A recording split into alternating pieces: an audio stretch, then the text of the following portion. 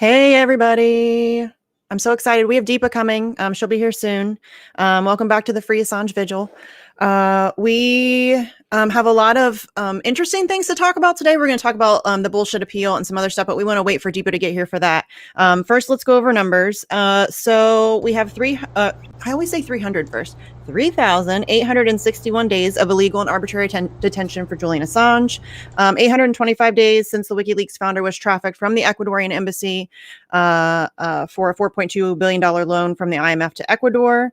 We have 188 days since Vanessa Baratzer, the January 6th ruling denying bail after the no extradition ruling, which again doesn't make any sense whatsoever. We have 1,417 days of inhumane detention for alleged Vault 7 whistleblower Joshua Schultz. At least 978 days of those have been spent under special administrative measures, which is hell on earth, I think. 824 days since the political persecution of Ola Bini. Ola is on Twitter and frequently updates. I think his handle is just at Ola Bini. But definitely follow that case. And he does pretty frequently update on what's going on there. Let's see, 29 days since Commander X was illegally taken from Mexico and rendition to the United States. I just talked to Nat, which is a dear friend of his from Mexico.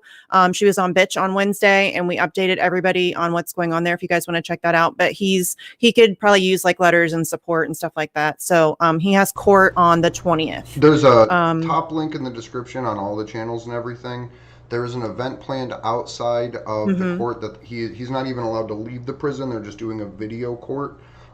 Steve is organizing a rally outside of the prison. Huge shout out to him for that, because that's fucking awesome. Yeah, and if you want to, we talked about it. If you want to do your own event, you can do that too. Like even just you and a poster board. Like we got to start raising awareness about these kinds of cases because nobody talks about this shit. So yeah, we talked about that with Nat, and Steve jumped on too, so that he could update or tell everybody about the event because I didn't want to get anything wrong. And he was in chat, so that was convenient. I'm like, get on here. Let's see, where was I? Crap.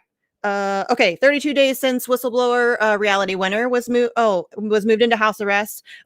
So she is expected to be like not fully free because she'll still have shit hanging over her head, but she will be free from like the prison system the November 23rd potentially. 479 days of freedom for Chelsea Manning. You can find Chelsea on Twitch pretty frequently. I don't know if she has like a set schedule anymore. I don't know. Do you know if it's the same as it used? I don't know. Whatever. I'm muted. She does stuff more randomly. Okay. Usually on Tuesdays, generally about 2 hours or 3 hours before we go live, she does a like tech chat thing. Generally over the weekends though, and in the evening she'll still do like just gaming. She does a lot of like there's a city planning game she plays a whole bunch of city. Yeah, I've played that. It's fun. Yeah. And then there's cool. Okay, so yeah, there's actually a really cool like revolutionary game like yeah, I've played them. They're so fun. Yeah, like they're so fun. Okay, so anyways, her on Twitch, you can find her on Twitch, twitch.tv/xychelsea87. And then we also have 127 days of freedom for Jeremy Hammond. So yeah, those are our numbers for today. And we have a lot to talk about. We have matching shirts. We do. Okay, this is not planned. I tweeted about it. Look at us. Like 15 minutes ago, I log in to our little pre-show hangout, and there's Andrew with his matching shirt. And we didn't plan it, but here we are, looking like a couple of dorks. I was like, should I change? He's like, absolutely not. No, all right. This was perfect. It's pretty funny. It's pretty funny. It was great. So there you go. I need to get a fuck censorship shirt because I accidentally left mine. I have one. DC. Mine's gray though. One. It makes me sad. Oh, okay. I have a gray one and it has green letters. Speaking of fuck censorship, on September 10, 11, and 12, we will be back in DC. We're still in the planning stages, so there's nothing officially set for locations. We just have ideas for the events that we're going to be holding. Link in the description to the website. We do need some donations for that. We haven't had, again, anything set in stone with it, but so far it's going to be fuck censorship, free Assange, and end the damn wars. So I'm super, super pumped about that. I think it's going to be great to get a big crew back together in DC, especially around 1, September 11th. 2, that's when they're supposedly ending the war in Afghanistan. Right? Well, now it's August 31st. Is that August 31st now? They changed it now recent, like this week, and Joe Biden is saying now that they're going to be out of Afghanistan. Out of Afghanistan. Did you see what happened at the Bagram 31st. Airfield? Do you know what that is? Yes. Have you seen that? I haven't. No, I saw that it happened. I haven't had a chance to like really dig into what happened. Do you know what I'm saying? So essentially, the U.S. in the middle of the night just, which I think is a great idea, just come the fuck home, right? Just leave. But what isn't a great idea is that they left all of the vehicles there, completely undestroyed, completely intact, tons of weapons, ammunition, right?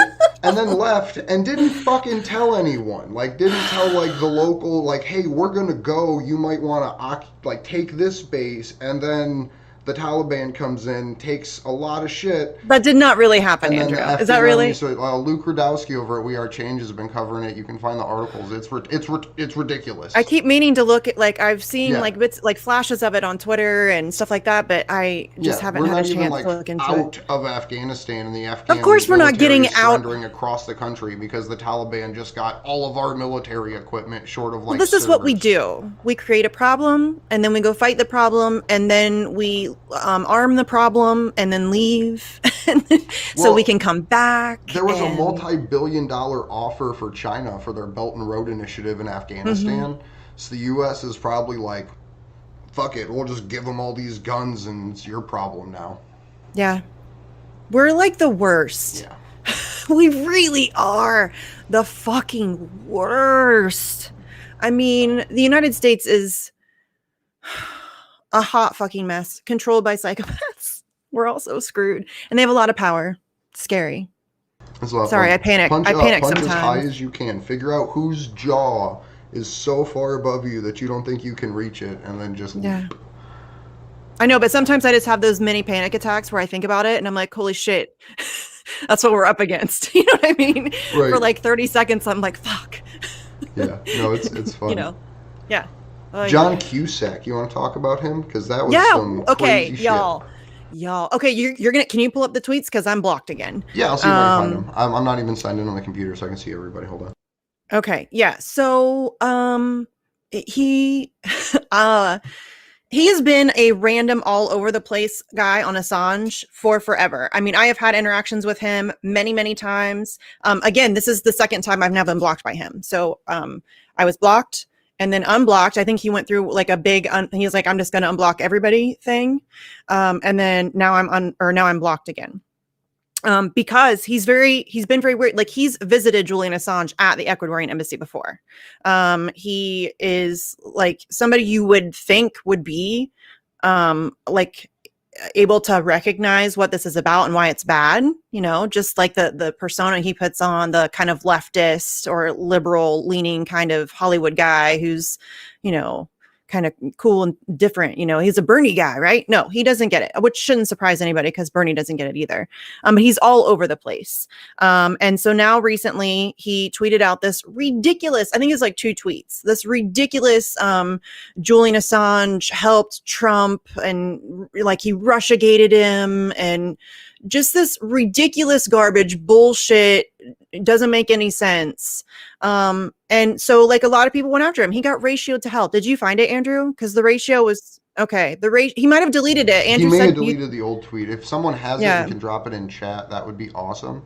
Yeah, somebody do that. He has a bunch of new tweets out in support of Julian, but I'm scrolling to see if I can find the old one. Just do a search for John Cusack and Assange, and then somebody who's talking about it may have a screenshot. Okay. Do you know what I'm saying? Yeah.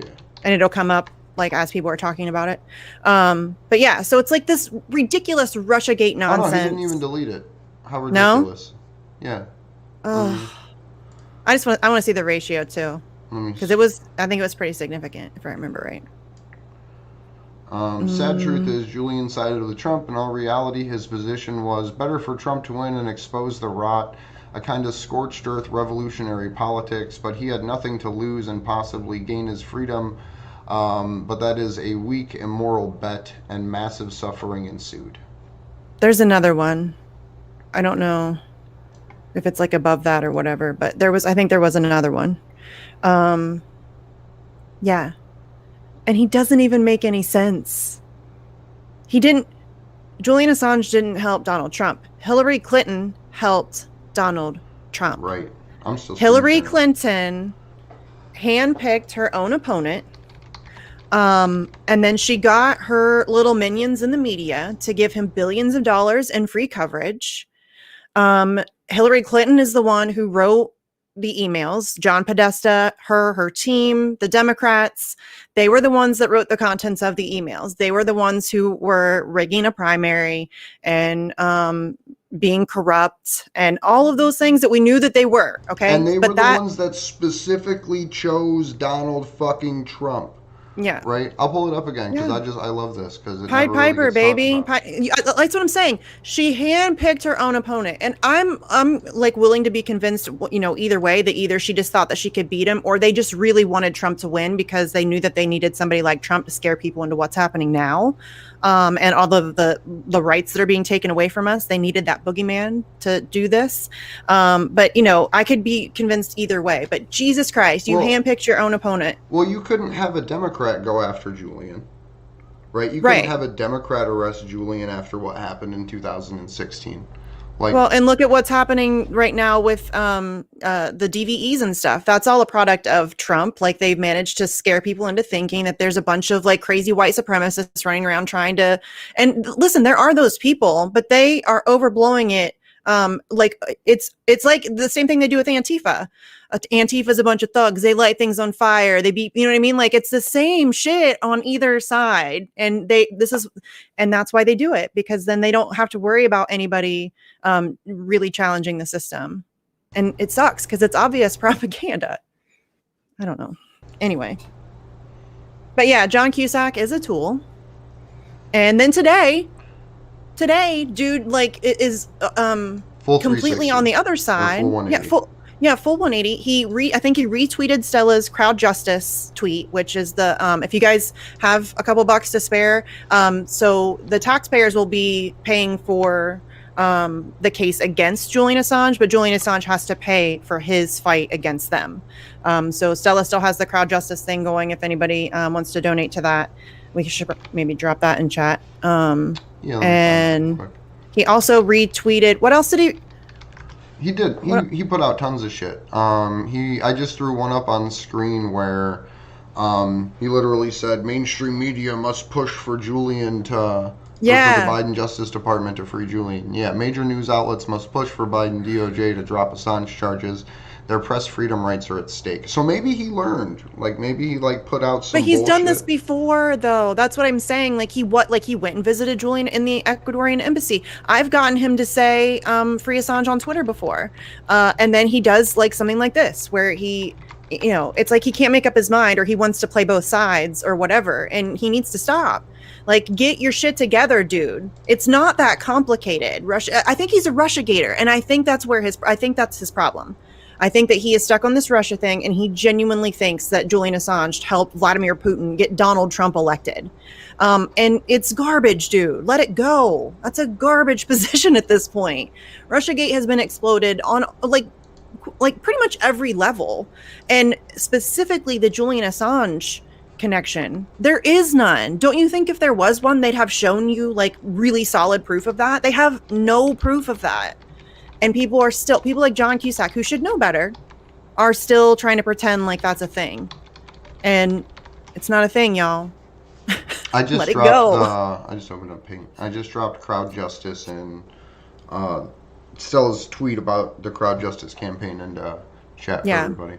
Oh, and listen, that's not to say, by the way, that Russia doesn't try to interfere in our elections, and that China doesn't try to interfere in our elections, and that we're not interfering with fucking everybody's elections. I would say that's not literally even to say that everybody. we have elections, because we don't have elections. Right. We don't I have. Think that's we the don't. More honest thing. No, yeah. that's fair. That's a fair point. But I'm just saying that all of the major players on planet Earth are attempting to interfere with everybody else's bullshit. That is, you know what I mean? That's what they do. This is like a game to them. They're all like these crazy psychopaths running around, like trying to fuck everything up for everybody else.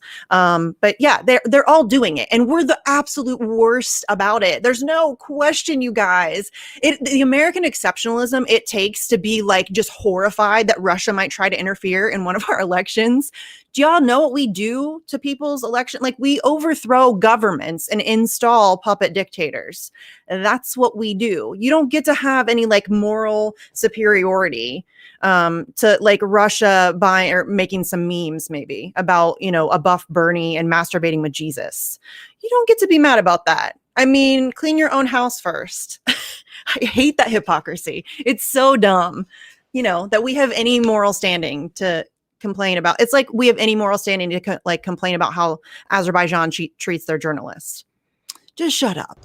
You know? Right? Because personally, every American citizen should be trying to find a way to impress themselves upon the elections. Like, that's literally the whole point of an election, is to be heard, right? Is to know the truth about people and then make rational decisions.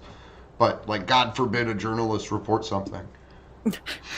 But I want to jump to a quick consortium news piece, because I actually thought this was pretty interesting as I was scrolling. Shout out to them too. They just did, Joe and Elizabeth just did an amazing panel with the journalist from Student that broke the story about Siggy. Yes, so that was a really... on the Brink is what it's called. If you just go type in CN Live into your YouTube browser. It was a really great panel. Shout out to them. They've always been amazing. You guys should support their work for sure. So let me screen share this real quick. This one's short, so I like it. I'll read this one. So they put this out yesterday. Let me scroll up because I didn't realize it was clipped so hard. Our obsessive coverage of Assange. Some readers have asked us why we are obsessed with the case of Julian Assange. One can read every day in American and European newspapers about the mistreatment of journalists in China, Iran, Russia, and other U.S. adversaries. The news is hardly suppressed in the West. But news of Julian Assange, a victim of Western treatment, is suppressed. Consortium News's mission is to report news omitted or suppressed by Western media, not merely repeat what is already widely available. We have no influence over what those other governments do. Governments that see Western criticism as interference in their internal affairs and as hypocrisy in the light of what the West is doing to one of its own journalists. But we have some influence over the behavior of our governments, and it's our responsibility. There's another reason for our heavy focus on this story. The Assange case is one of the most important press freedom cases in modern history. No less than the future of a viable democracy and the First Amendment of the Constitution is at stake. Yes. I want to stand up and applaud right now. Do like a one-woman standing ovation. Because that's what it is, fam. This isn't about Julian. I mean, it is, but it's not. I know that sounds a little weird, but it's so much bigger than that. It's so much, and there's no such thing as obsessive Assange coverage, in my opinion. I'm not asking everybody to cover it every day, but it is like that serious. It should be talked about daily, multiple times a day. It's insane to me that this isn't being covered. Not even independent media, really. Like, okay, recently there's been some more people who have been doing some videos about it and talking about it a little bit more. And listen, I appreciate y'all. I really, really do. But we need to talk about this a lot. I don't understand. Fucking happy to see all of these other channels now start picking up and covering it. Like now that it's become a portion of the TYT drama, like the way that, which I think is cool. Thank you, Jimmy Dore. Thank you, Jimmy Dore. Yeah. Seriously. Thank you, Jimmy Dore. Because it's everywhere. Like I follow like 400 subscriber channels across YouTube, and they're talking about Julian's case, like in depth, in detail, going over like actual court documents. Like Spar and Brawl is a really good one. Big accounts like Luke We Are Change has been talking about it a whole bunch. I would be Russell Brand. Russell Brand did a video, which I had a couple problems with. But you know, we were reaching out to him, so I'll try to do that again. See if we can. I'll take the credit for that. I'll take that as that was me. You say take wins. I'll take that one because it's. I know. Yeah, I'll take that. Got to make them up, dude. But it's everywhere. And I'm hoping that Corporate Report will be forced to pick up and make a video about it because he hasn't talked about it in. So I'm gonna do Can I talk about something real quick? Because I forgot all about it. Okay, so I'm actually going to do this. I think what we're going to do, I have a couple of people who are interested on Twitter, make like a list of like a dozen people who kind of vary. And like by vary, I mean like sports people, journalists, celebrities, whatever. And like people just who have big platforms, and we're going to focus on them and like try to, like not like go crazy and spam them with stuff, but just make a concerted effort to try to get their attention. Because I think a lot of this is just getting people's attention. And I think once people hear what's happening, it's a very easy sell to get them to talk about it. But just nobody knows. There's no coverage. So nobody really has any idea what's really happening. So I think if we can grab the attention of a few people, like we tried to get Russell Brand, if we can do that and get, other people, if we could get Joe Rogan, who has talked about Julian Assange before, but if we could get Joe Rogan to have, maybe Jen on, or his dad, or Stella, or somebody, and just talk about the case in like a real way, I think that would be huge. I think that we need, that's our biggest thing, is the blackout. Well, it's mostly broken, and now it's just a matter of having everything, I hope, right, that these people that are picking up coverage continue it. Because then that creates pressure for the other ones to at least fucking mention it, or mention their perspective and we need to get, on it. You guys need to help me get Megyn Kelly. I think that would be an amazing person to have. She did great with Tara Reid, I thought. Listen, I know who Megyn Kelly is. Like, I'm not, but I think just her platform, the people she speaks to, and the respect she has, I think in that world, I think would be very helpful. I have a friend of mine, actually, someone that we met in DC, on the ground, reach out to me. I'm not going to give any names or anything, but shout out to this person, because they've been doing great coverage. They're like a big little independent leftist media group out in the DC area, and he reached out to me the other day and was like, I didn't realize how important all of this was, like even coming out with you guys and supporting you, like the scale of this. And I was just like, yeah, like I appreciate you doing this, like I appreciate you covering it and turning out with us and turning out at events that I personally wasn't even at and didn't get a chance to invite them to, but they've just been following it. So yeah, shout out to every little person out there that has finally decided to pick this up, and thank you to the bigger people, even if you're late to the party. Like Tim Pool put out a tweet about Julian. Like, I don't know if he's done a super in-depth video. I don't know anything else about it, but he's like bordering on actually. Who are you talking about? What? Who are you talking about? Tim Pool. Oh yeah, he did mention it the other day. He asked I shouldn't, no, never mind. I just don't ask. We don't need to ask questions like, why is this happening? Why it's what we need you to inform your audience, please. That's not me being a dick. We're past the, why is this happening? We need you to inform your audience of why it's happening. If you don't know why it's happening, find somebody who does. Get them on your show and talk about it. That's what we need right now. We're kind of at listen, dude's not doing well in prison. He's not doing well. Imagine how you would be doing after over 2 years in a maximum security prison, essentially in solitary confinement for the most part, during COVID and away from your family. And you know what I'm saying? 64 COVID positive patients into his wing, and then turn the heat to that side of the prison off. Yeah, and you're insulating your window with books, and come on, y'all. He's not doing well. And again, as much as it's not about him, his life is worth fighting for, and it's unbelievably unjust what's happening to him.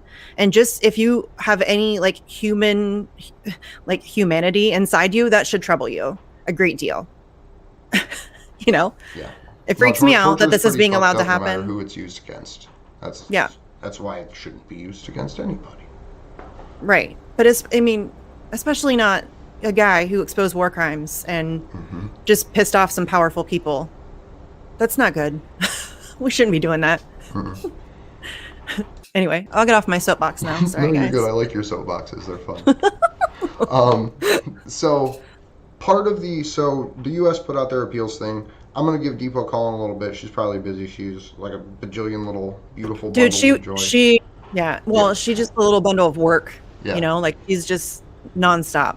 But so part of the appeal has been approved, right? The UK court said the United States is allowed to appeal, but they're not allowed to do it specifically on terms of the health. They can do procedural appeals, which is saying this, and this were bullshit in the case, in the way that it played out in the time in September, and maybe the time in the end of January, beginning of February, but those were under a different period of indictment, so I don't know if that actually counts. Um, and then they're allowed to appeal the ruling of the U.S. prison system. And I don't know exactly what they're trying to do on the procedural side, but because I haven't dove in and like read their actual like this is what it says. Well, we don't even know what's going on with the cross appeal either, Right. Because Assange's defense was also considering a cross appeal, which would then challenge all of the other bullshit that she agreed with the United States on, like all the saying important is terrible, but all of the extremely consequential stuff in a broader sense. Mm-hmm. The health stuff was mostly about him, but everything else that she ruled in favor with the U.S. was the stuff that will affect press freedom and free speech and all of that stuff. So they are trying to cross appeal all of that, and yes, because that's so what the U.S. serious. did, because our prison systems are fucking trash. Joshua Schultz has to shit in a bag to be able to talk to his mom through a fucking like 3-inch pane of glass, right? The United States said, we'll bring him here and we'll try him. And if he's found guilty in the espionage court, which is a 99.99% chance conviction, once he's convicted, we'll send him to Australia to serve out the remaining terms of his sentences. How is that even possible? Like, how is that even something that can be like legitimately fucking entertained? Okay, fuck your assurances. Right. Like, these are all just assurances from the United States government that, oh no, we won't torture him, promise. Pinky swear, we'll be nice. We won't do anything bad.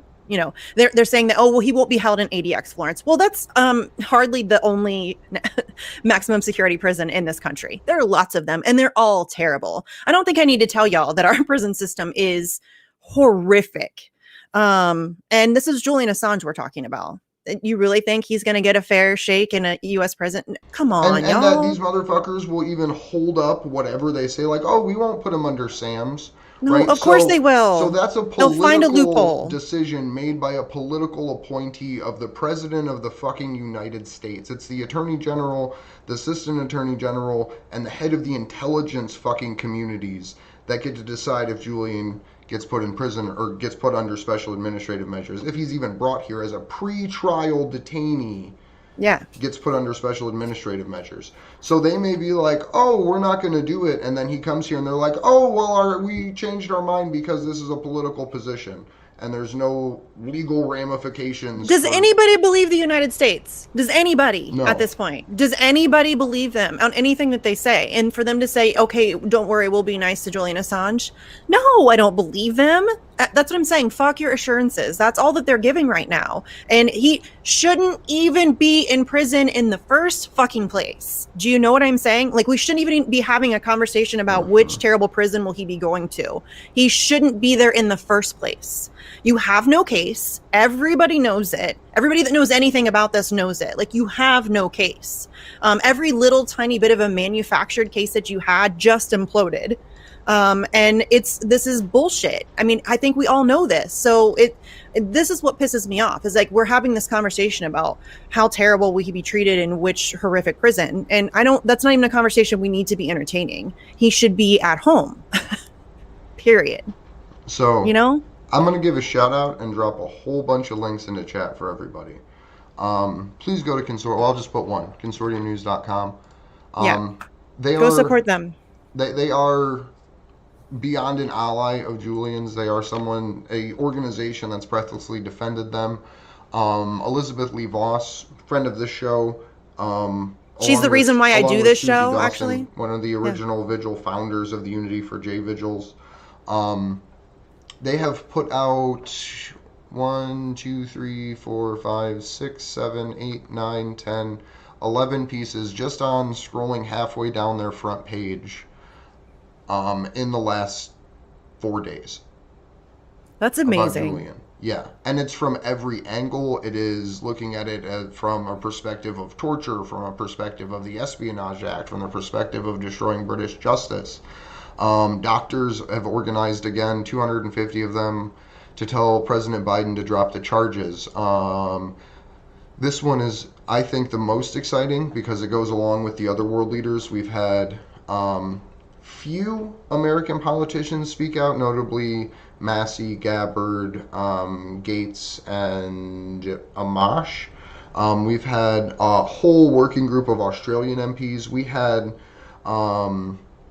the British MPs turn out. We had Jeremy Corbyn playing with Julian's children outside of Belmarsh prison, demanding to meet with Dude him. protested his own government that he's a part of Yeah. to be able to have a video conference with Julian Assange. We have the Italian government standing up in protest, shutting down their House of Parliament, holding up signs of Julian's face, and now we have 95 Greek MPs joining the call to have Biden free Assange.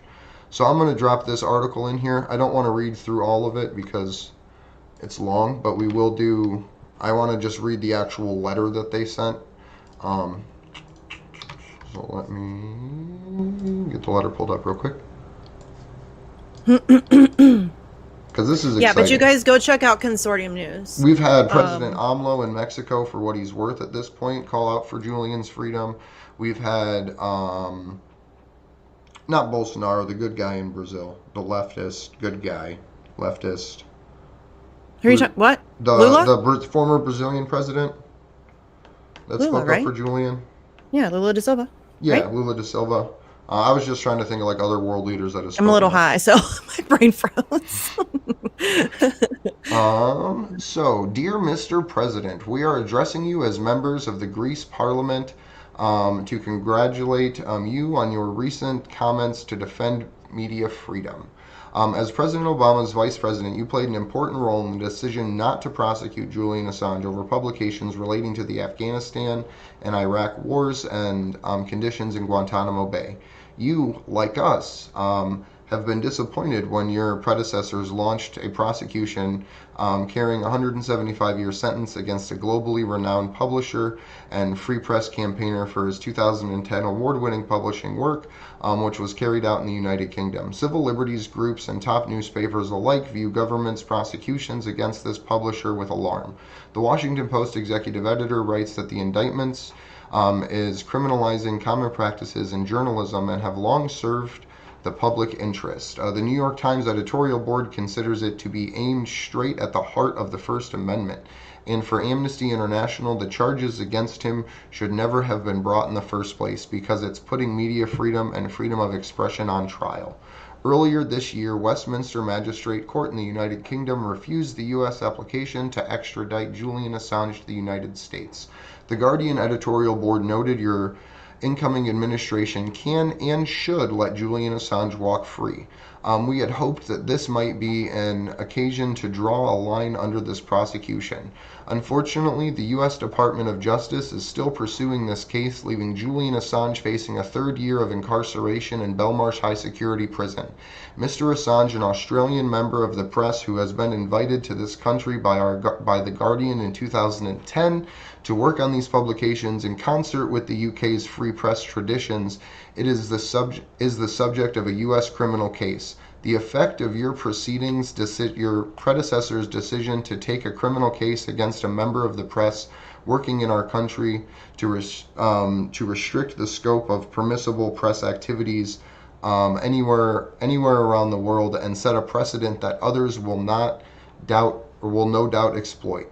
The case against Mr. Assange weakens the right to publish important information that a government finds uncomfortable. Indeed, this value is central to a free and open society. The case against Mr. Assange also determines public confidence in our legal system.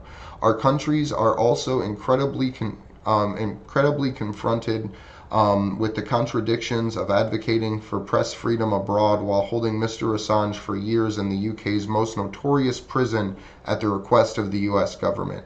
We appeal to you to drop the prosecution and act that would be a Celeron call Clarion for freedom that would echo around the globe. Sincerely, members of Parliament of the Greek Parliament. Whatever. Yeah. Yay! Again, I want to give a standing ovation. We need more of that. We need more of that, more of that, more of that. And how we get that is people pressuring. Lots of it. We need that. That's where we're at. Like, that's... And we're getting, like, it's happening. I think we're seeing it, you know, like we just said, all across the globe. I mean, we've got people, there's MPs in New Zealand and Australia and Ireland, and, you know, they're starting to pop up all over the place. We just need it more, and we need it faster. It just, they can't be hidden at this point. Like, there's no way to keep Julian out of public light. So I think that that's fucking incredible. Like, that all of these countries and all of these people that would have more to serve their own power on just saying nothing, actually speaking up for him. Because it's in no one's true actual politics of power interest to do this. So not right now, not yet. Countries and all of these people saying fuck the United States, because that was like the trolliest letter in the world, right? Like that they're like, hey, Mr. President, you just said like you support press freedom. Like, what the fuck are you doing then? Oh my God, can you believe that they like do that? Like, that's amazing that the propaganda in this country is so strong that they can get away with, like, people buy that, like they eat it up. People that voted for Joe Biden eat that shit up. They think, yeah, oh yeah, he's so much better than Trump on, you know, on press freedoms and all this stuff, because they don't know actually what's going on. And it's, you know, they don't that's care. No, yeah, it's that's more true. Of not caring. Honestly. Yeah, well, there's a lot of an American exceptionalism thing too. Well, of course we have to be the, you know, world's policeman, right? But obviously, but when you say that about like the other party, that's like white supremacy. But when it's but when it's white people with a rainbow flag, it's no longer white supremacy. It's just when it's an American flag. Yeah. Oh God, this country sucks. It's so much fun. We were talking about that before. Like, it would be boring if we lived in like a normal society, or like one that made sense. No, and I disagree with you, dude. He's like, it's fun. At least it's not boring. And I'm like, dude, it could still be fun, but like less bomby, you know? Like like less bombs and less war, and like it could still be fun. Would be nice. Less torture would be great. Like some more civil liberties would be fun. You know, being able to like go to a doctor and like eat would be cool. Like, you know, if everybody could do that, if everybody could do that, and we all were just, you know, trying our best to just get along and work amongst ourselves, and you know, that would be a lot of fun too, Andrew, and not boring. I think that would be great. That would be a pretty good time. I would like that a lot. I think if we like weren't living under a global totalitarian state, it would be way more enjoyable. It would be way cooler. I'm just saying. Like, your idea of fun and my idea of fun might be a little different. So after that letter, can we take the 7.5 minutes to play the video from 8 years ago? So we played this before, everybody knows it. I just want to do it again because it's important. This is the video.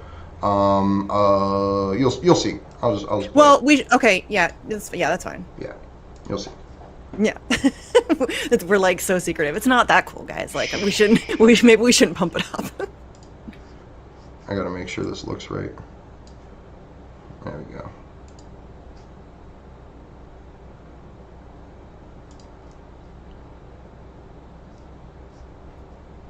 At that, right.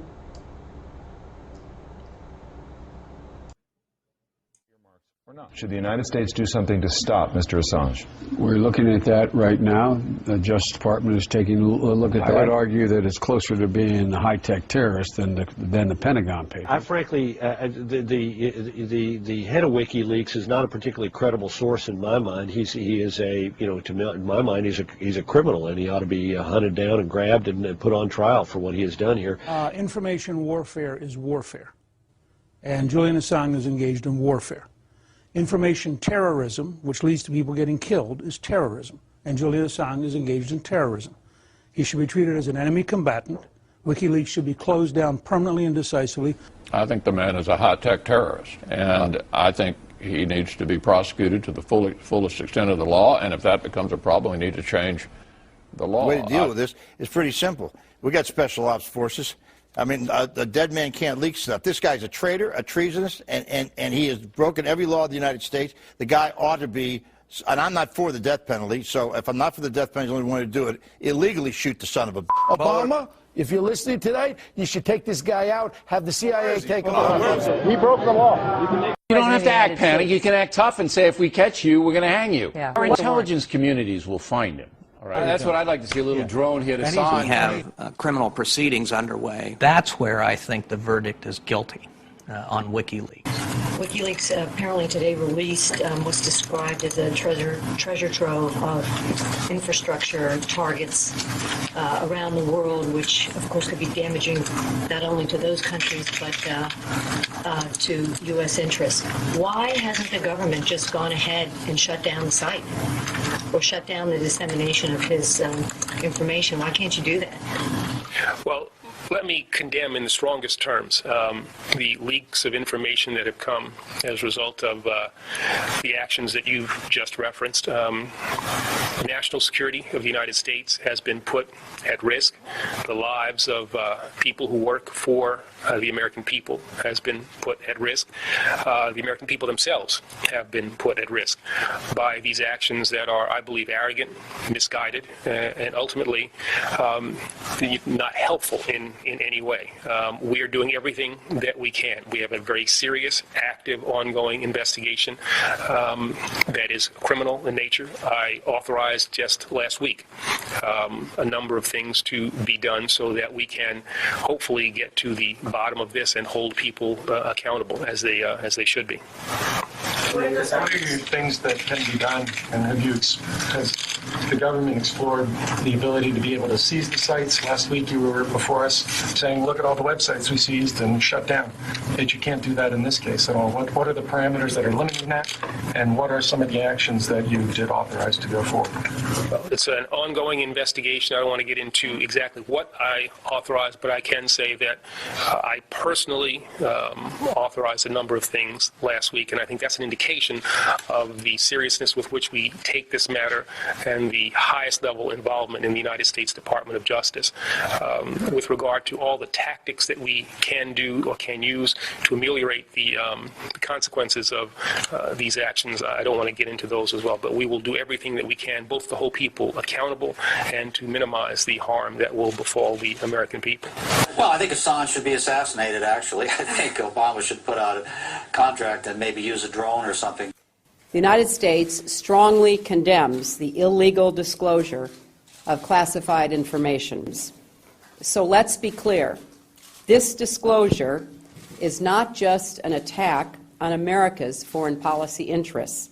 It is an attack on the international community, the alliances and partnerships, the conversations and negotiations that safeguard global security and advance economic prosperity. This potential database for all of our enemies that now hangs on the internet and provides an opportunity for them to mine, looking for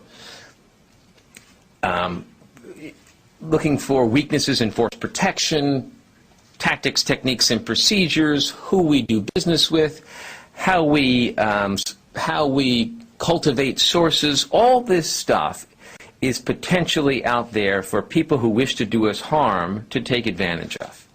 Well, this is the Department of Defense. I mean, we're not one who makes judgments about legal remedies and the appropriate recourse and all that kind of stuff. But as I mentioned before, we're not alone in this endeavor.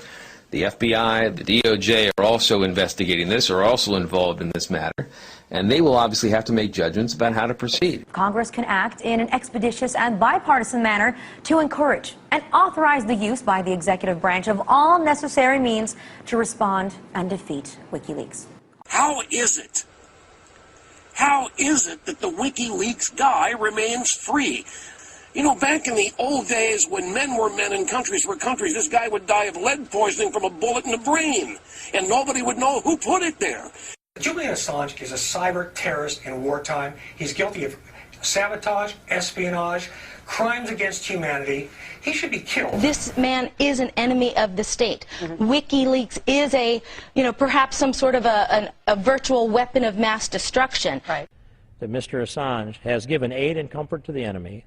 He's empowered the enemy. He's put Americans at risk. He's put the allies of Americans at risk. This geopolitical, military, economic chess game that goes on constantly on the entire planet. He's taken away some of our advantage and he's given it to our enemies. And I wish and I hope that there's a way that we can find a way to prosecute a man like that we can protect ourselves.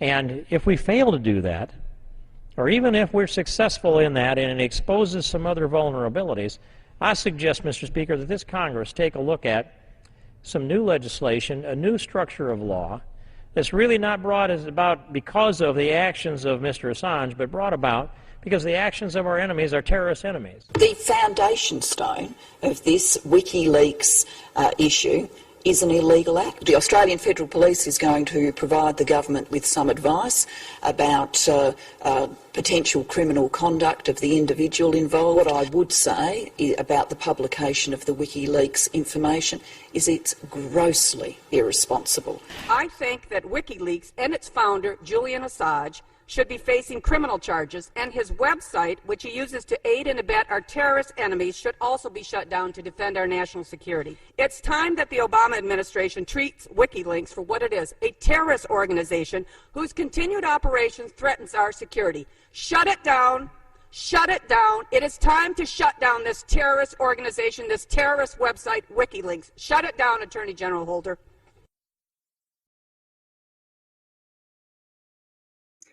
Okay, there's a lot to unpack there, and I have a lot to say. Right. So before anything, I got 2 points. One, Okay. whoever says that that the Biden Justice Department wasn't trying to string up Julian by any means they possibly could. Dude, Right. Holder was straight up like, we'll do whatever. Right. Like, I have personally authorized many things myself. And the second one is look at the propaganda used there.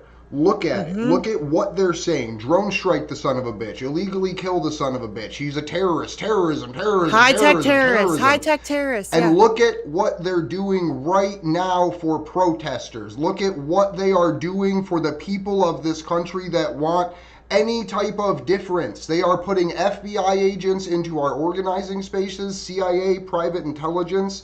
They are calling for drone striking United States citizens on fucking television, right? We are months away, if not maybe 2 to 3 years, before what happened to Julian happens to any person of conscience in this country.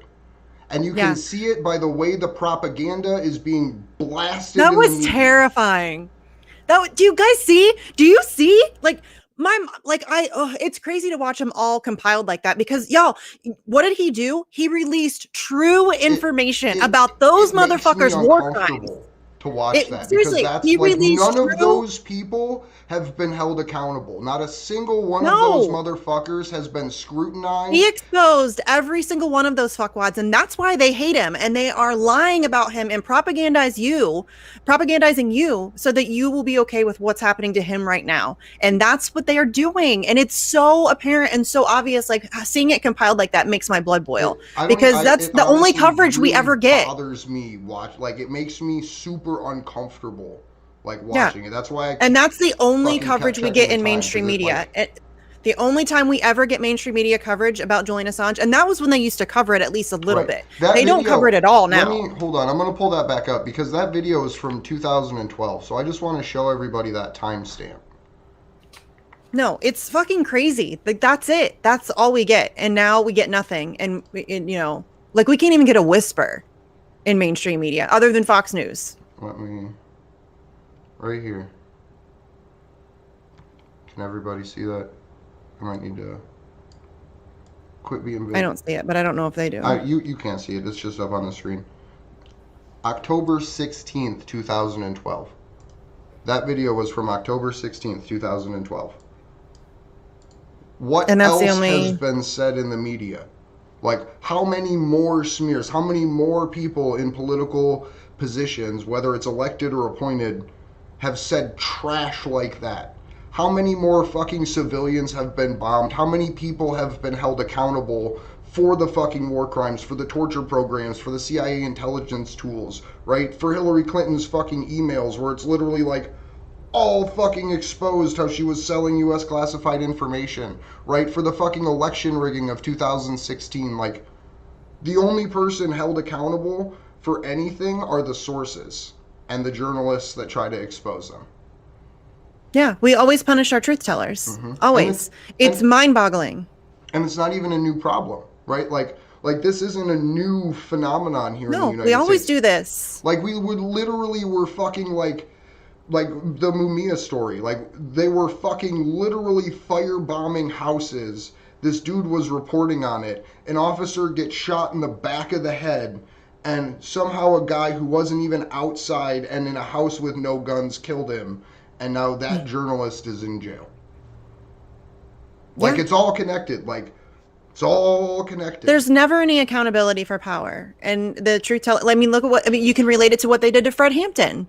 It's the same kind of thing. We punish our truth tellers, and powerful people are never held accountable. Look what they did to John Kiriakou. Dude exposed a torture program. He's the only person that went to prison. A fucking torture program. Nancy Pelosi should be in prison. She helped cover that shit up. And John Kiriakou had his life ruined instead. What is that? We have to get out of that as like a species, because I don't think it's just the United States. I think it's, kind of a thing that happens everywhere. And we need to get over that shit. We need to start. I mean, how great would the world be if we all rallied behind the people who tell the truth and expose the bad shit?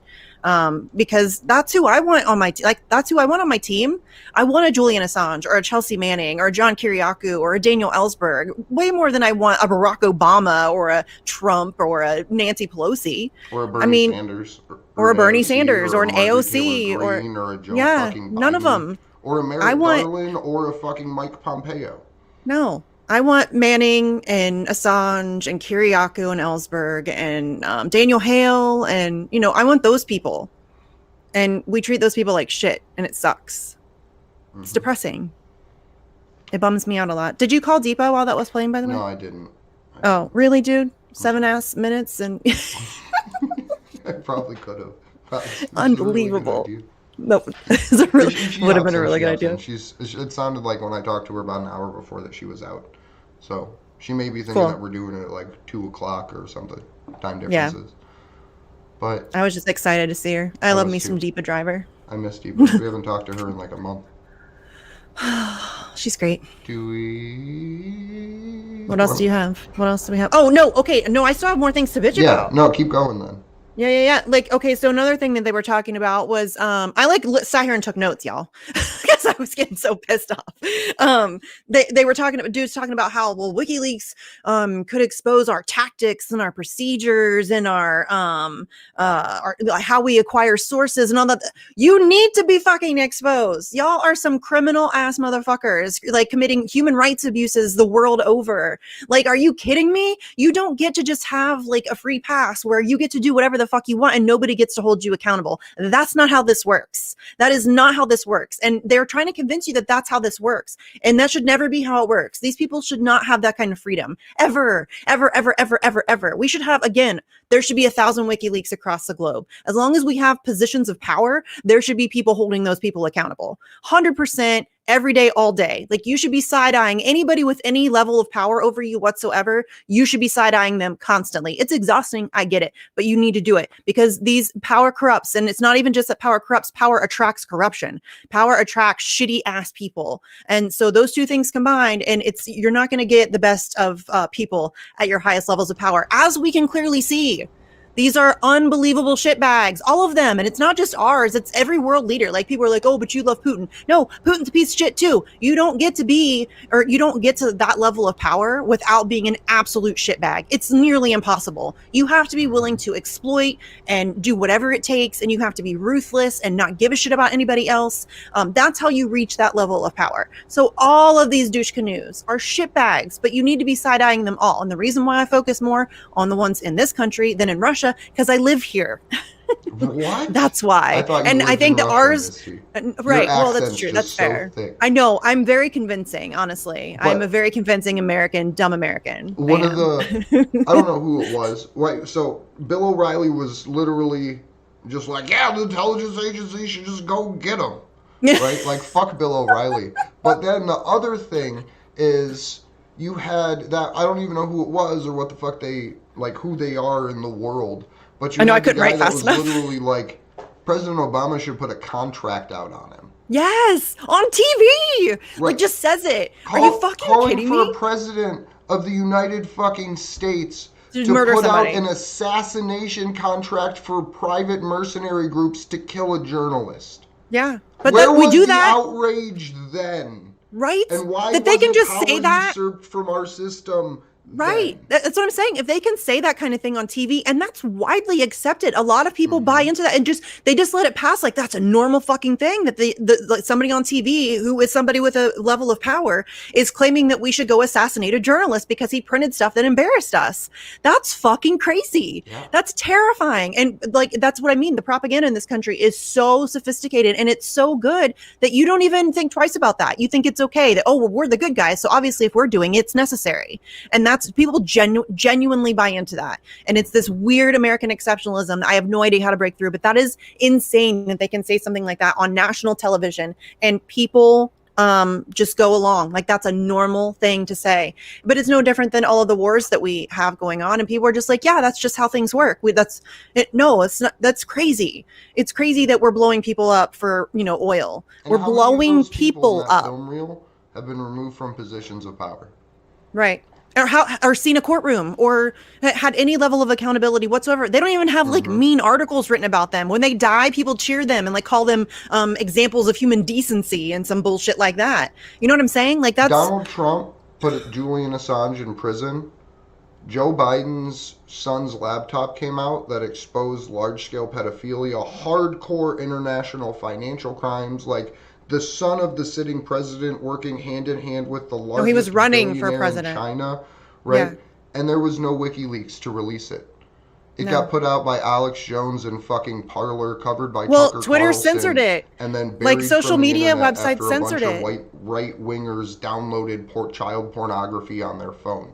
Like, I personally fucking told Alex Jones over 2 years ago that if you don't stand up for this now against Trump, that you're fucking next.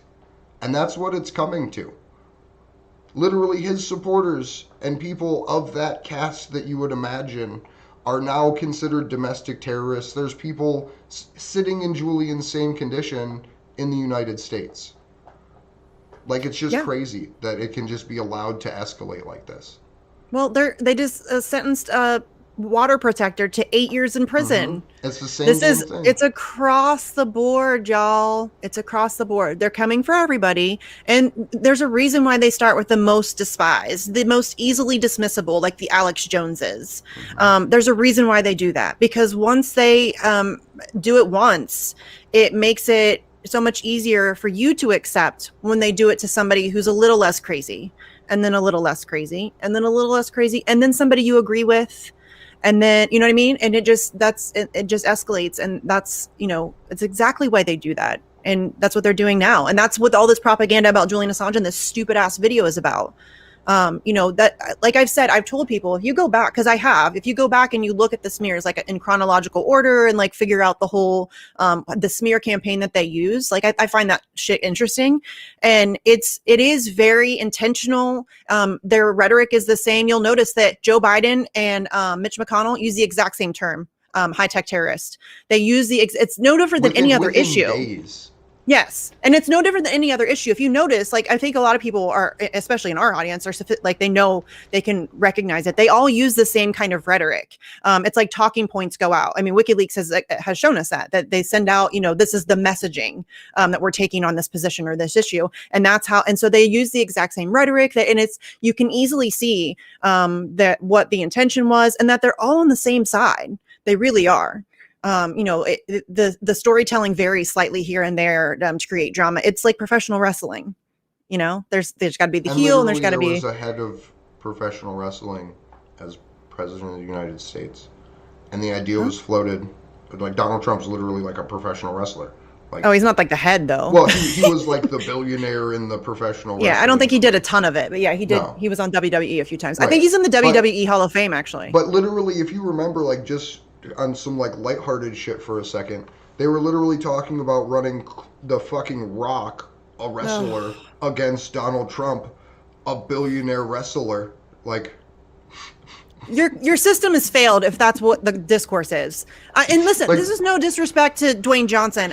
He seems like a lovely guy. I don't know what his politics are at all. I have no idea. I have not a clue in the world. But the fact that we're even having that conversation is really just depressing to me, because it shows that it's a joke. You know, it's a joke. It's not like we don't have a legitimate system. The fact that people will ask those kinds of questions all the time. Would you vote for Oprah for president? And people will be like, yes, absolutely. Like, just unquestioningly. Well, I don't know a lot about her politics, but I can imagine I don't like them. She's a very rich woman.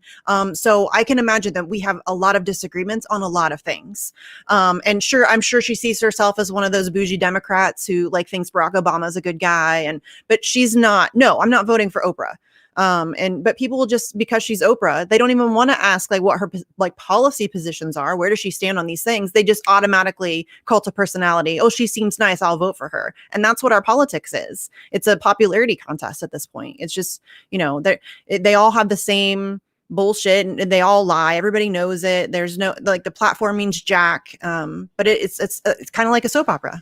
It's Jesse Jet's fantasy rhetoric. Yeah. Yeah. It is. It's just really depressing. It sucks. I don't think I have anything else to rant about. I think we touched on everything. Can I play this audio piece from the Classified UK? Yeah. Well, not audio piece, the article, but let it read it for us. I love that it reads it for I us. give that It's a like, shot. So I'll drop it's not the like a link to robot. because this is it's a little bit older article, so the times it refers to aren't inherently accurate anymore. But this was on February 2nd, 2020. So I'll throw it in chat before I do anything else. I'm not going to have it read the whole thing. It's like an 11-minute long article. I just thought it was really interesting, showing the history of how this prosecution continues to happen.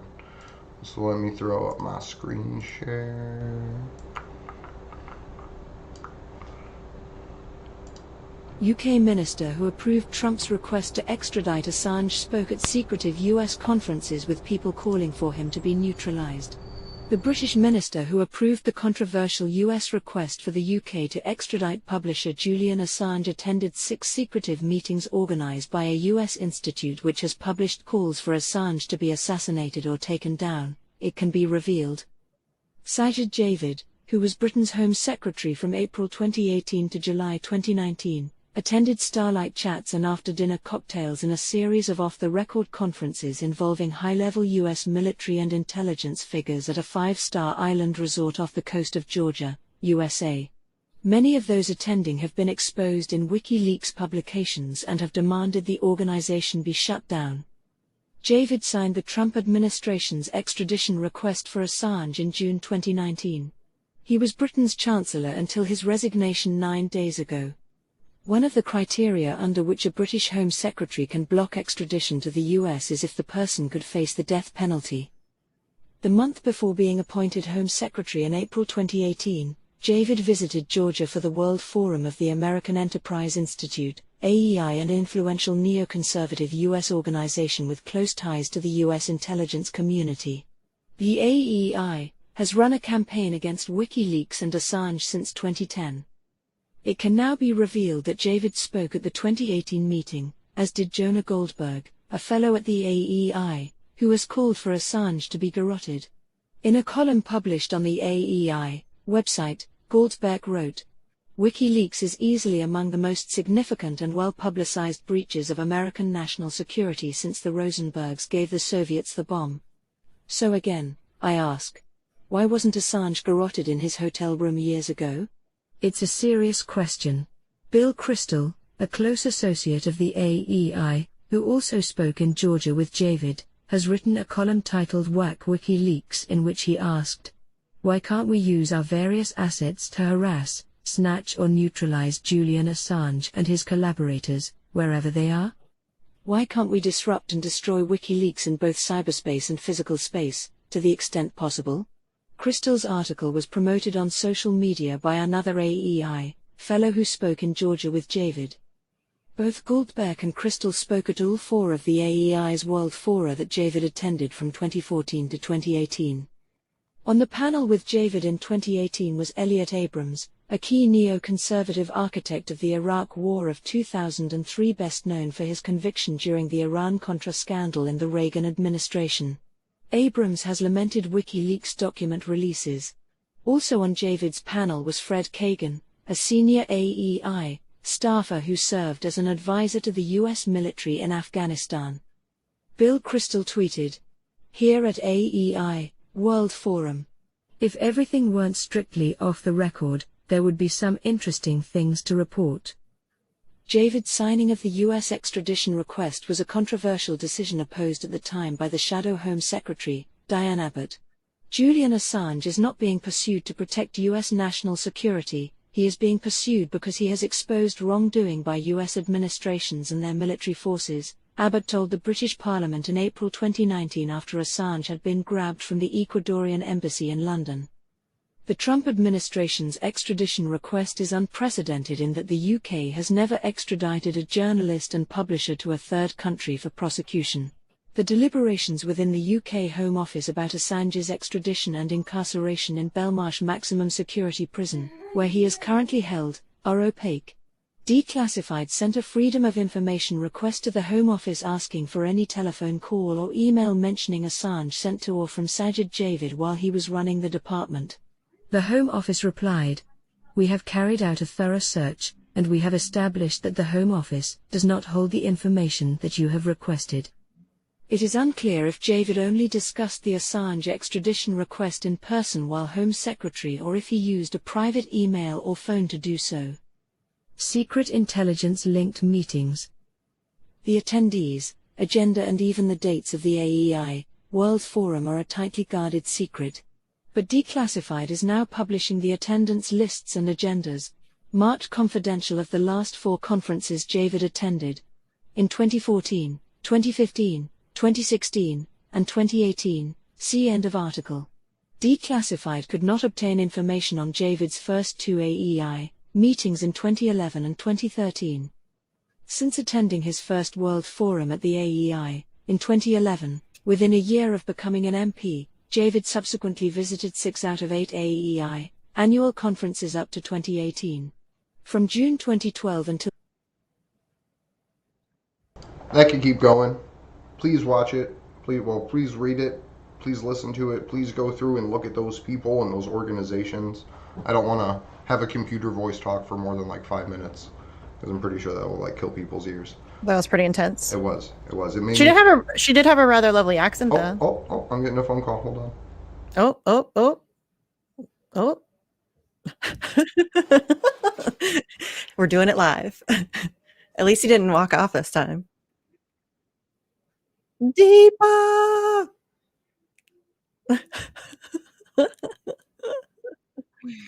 I love that thing reads the article though, you guys.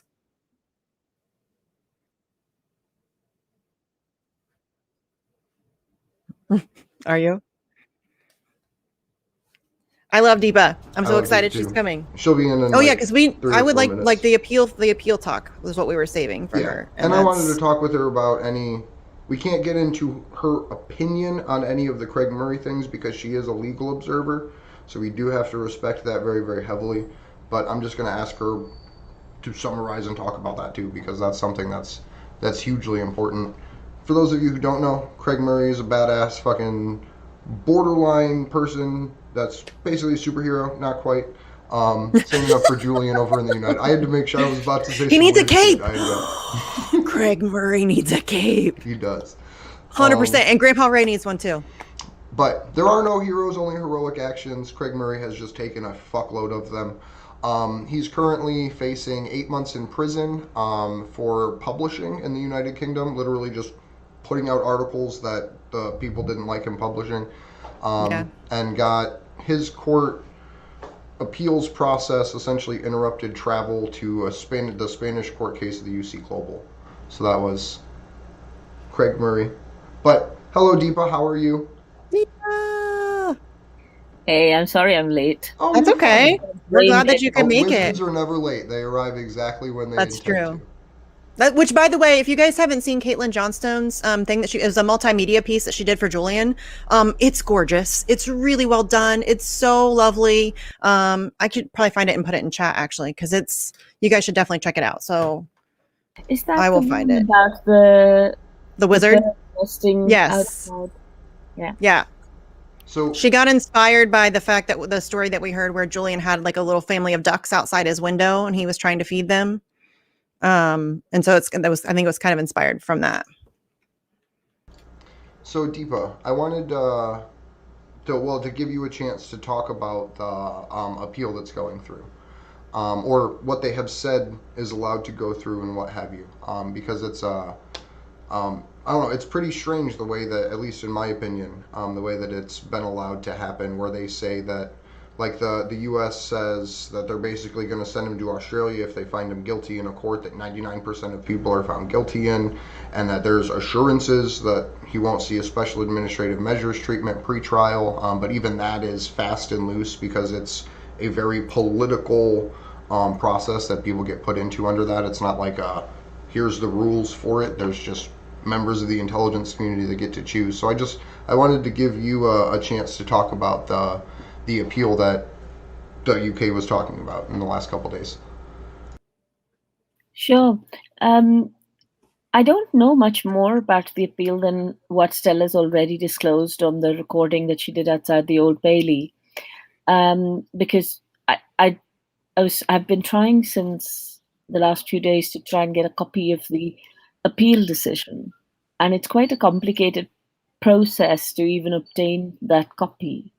So for now, my understanding is that firstly that the appeal has been allowed on limited grounds.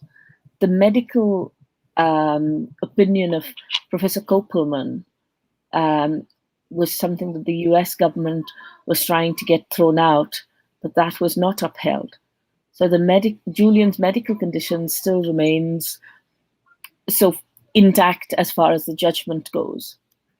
I also am aware that the limited grounds means that we don't, or at least they have not disclosed yet, whether a cross appeal has been made by Julian's lawyers and whether any of the grounds for the cross appeal have been agreed. What we do know, and people who viewed Stella's little speech will know this, that the day prior to that decision coming through, a young man who had been in Belmarsh prison for only 2 days before committed suicide, which was, of course, very disturbing for the young man's family and friends, but also for other prisoners who would naturally be affected at a time when everybody's kind of really in lockdown. So that's as far as I know. I understand that since then I saw a report from WikiLeaks which said that they have given assurances, the United States has given assurances that firstly that Julian will not be placed in a supermax, and secondly that he will that they are willing to consider allowing him to face his sentence, whatever sentence they decide, in Australia. Now, to me, this seems very strange because in that same sentence where they talk about the fact that he won't be in a supermax and won't be under special administrative measures, they have also said that I believe it is the CIA director who decides whether there have been subsequent felonies that have since not been revealed that they will potentially impose SAMs for. So I don't know whether the commitment about SAMs is worth the paper it's written on. But one of the things that those of us who went to the Old Bailey know is that, for example, when discussing the US prison conditions, Dr. I'm just trying to remember her name, not Kronberg, the doctor from the FBI who is liaised with the Bureau of Prisons, had given her understanding was that people who have mental health conditions or require mental health treatment are being dealt with appropriately in the US prison system. And when that question was probed a little bit deeper, it transpired that what she was saying essentially was not based on any inspection of these prisons or any interactions with prisoners, but purely on the basis of what the procedures manuals say. And this has been the US's case throughout, even in Kronberg's declaration. A number of the things that he says in relation to Julian's potential treatment all appear to be based on, or at least the ones that I heard in court, appear to be based entirely on this is what process is supposed to be like. Now, anybody who lives in the real world knows that even in the most well-run countries, the reality is very different from what the process says it will be, especially under the pandemic, especially other things. The other thing to say was to go back to something we were saying. So I haven't seen you guys and haven't seen your audience since Julian's 50th birthday. And in London, we had a couple of celebrations. One was at Parliament Square, and a number of supporters gathered there at an event organized by the Don't Extradite Assange campaign. That is the official campaign in London run by John Rees and others.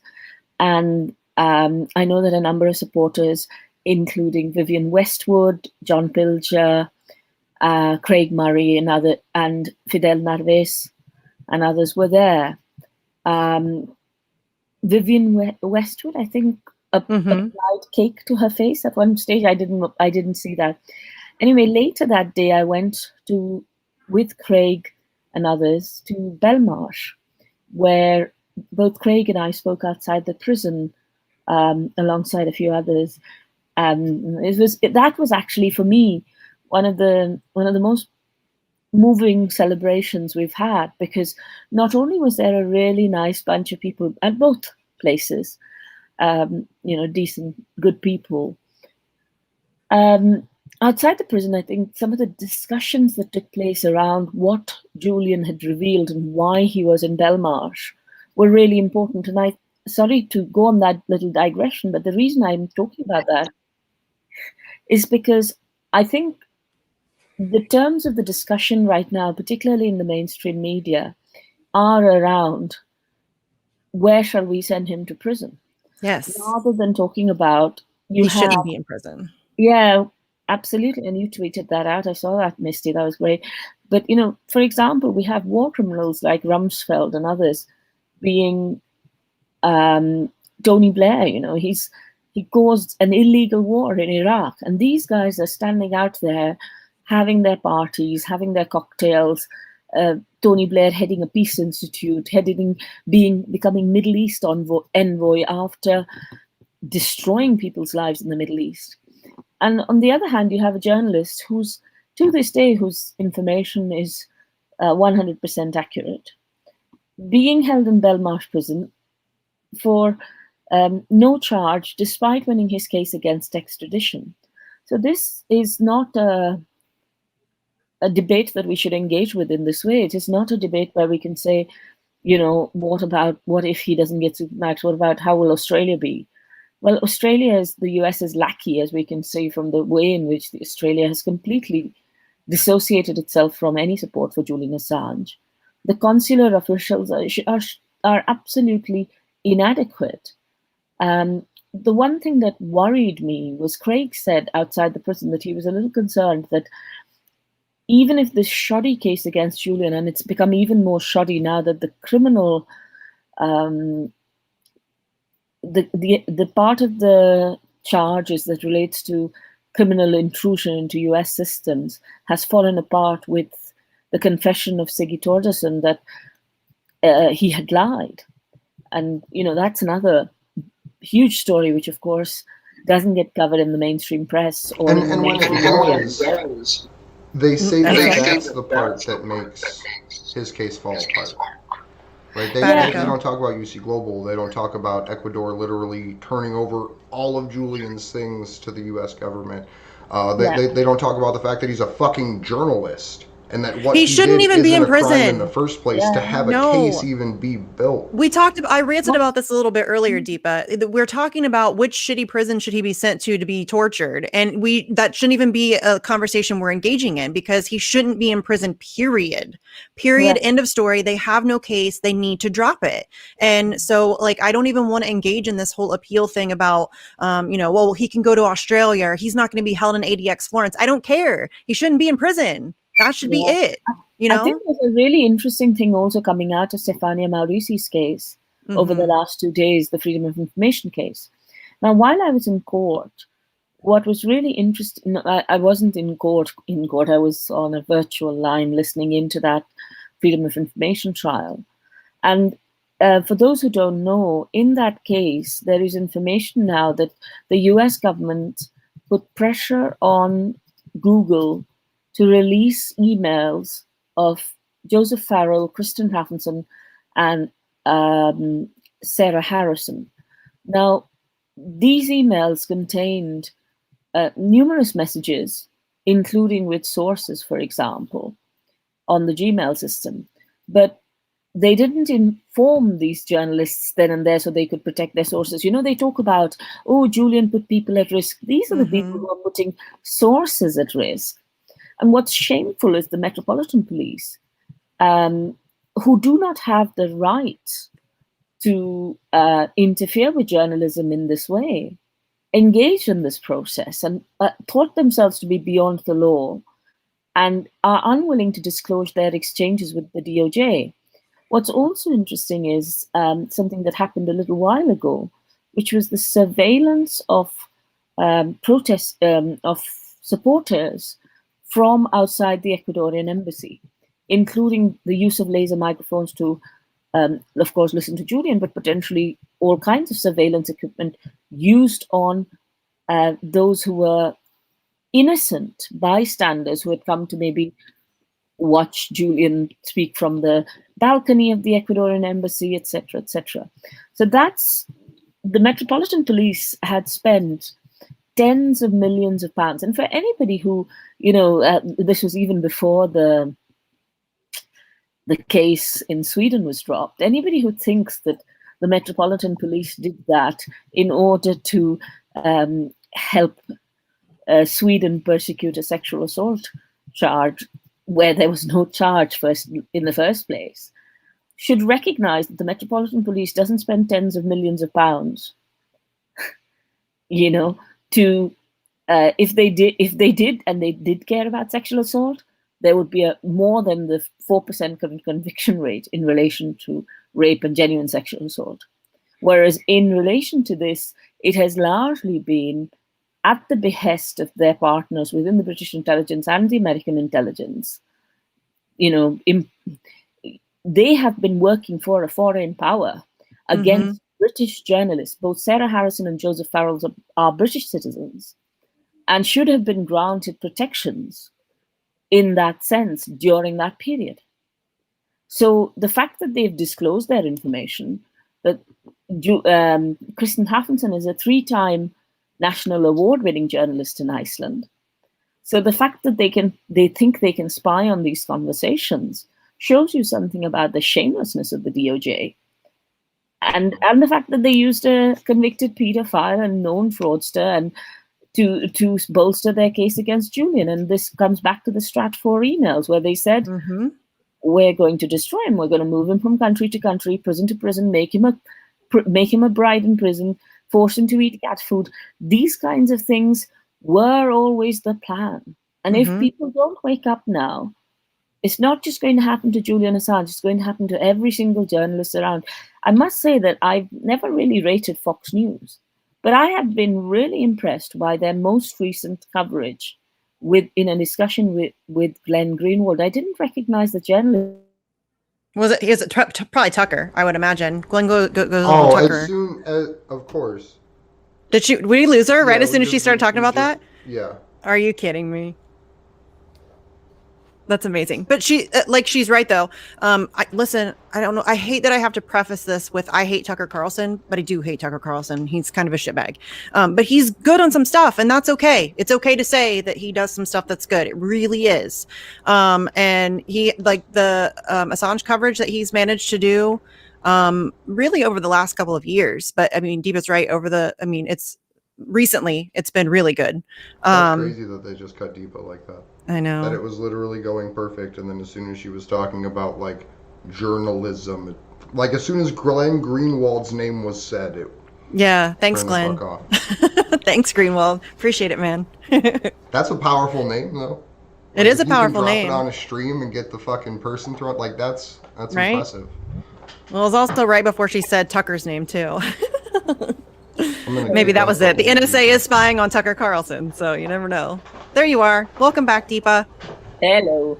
Sorry, just no. I overheard you saying I spoke about Tucker Carlson, and then I think that's who. I think that's who Glenn was on. You said the name Glenn Greenwald, and no, it wasn't. It was somebody else. It was someone else. It was a different journalist. And I was just saying that it is amazing that the journalist actually didn't seem American. He seemed British. Oh, I'm gonna have to look that up. Yeah, I've tweeted it out saying it's one of the best interviews about segments about Julian that I have seen in the recent, in the last few months. I'm gonna look it up because now I'm very curious. Because usually it's just Tucker. That's usually about the only person we can get to talk about Julian Assange on any mainstream media at all. Let me find it in my feed and put it on into the chat. I'm just scrolling. Was it very long ago? I'm just scrolling through your. Sorry, I've probably. No, I think that's super interesting. No, because I know he it's goes all on right. Tucker Carlson all the time, but seeing him get on other. He does, yeah. Yeah. That's usually the only person that we'll talk about. That's why I'm surprised it was somebody else. Usually he's like the guy that is, that's it. What's also really interesting is in terms of protecting whistleblowers. I don't know if you ever follow this woman called Eileen Chubb. Her handle is Compassion and Care. And she's this amazing woman who also part of the same set, which was inspired by Gavin McFadden's work. And she was a care home whistleblower who has done a hell of a lot to protect, I think, thousands of whistleblowers have now received support from her organization.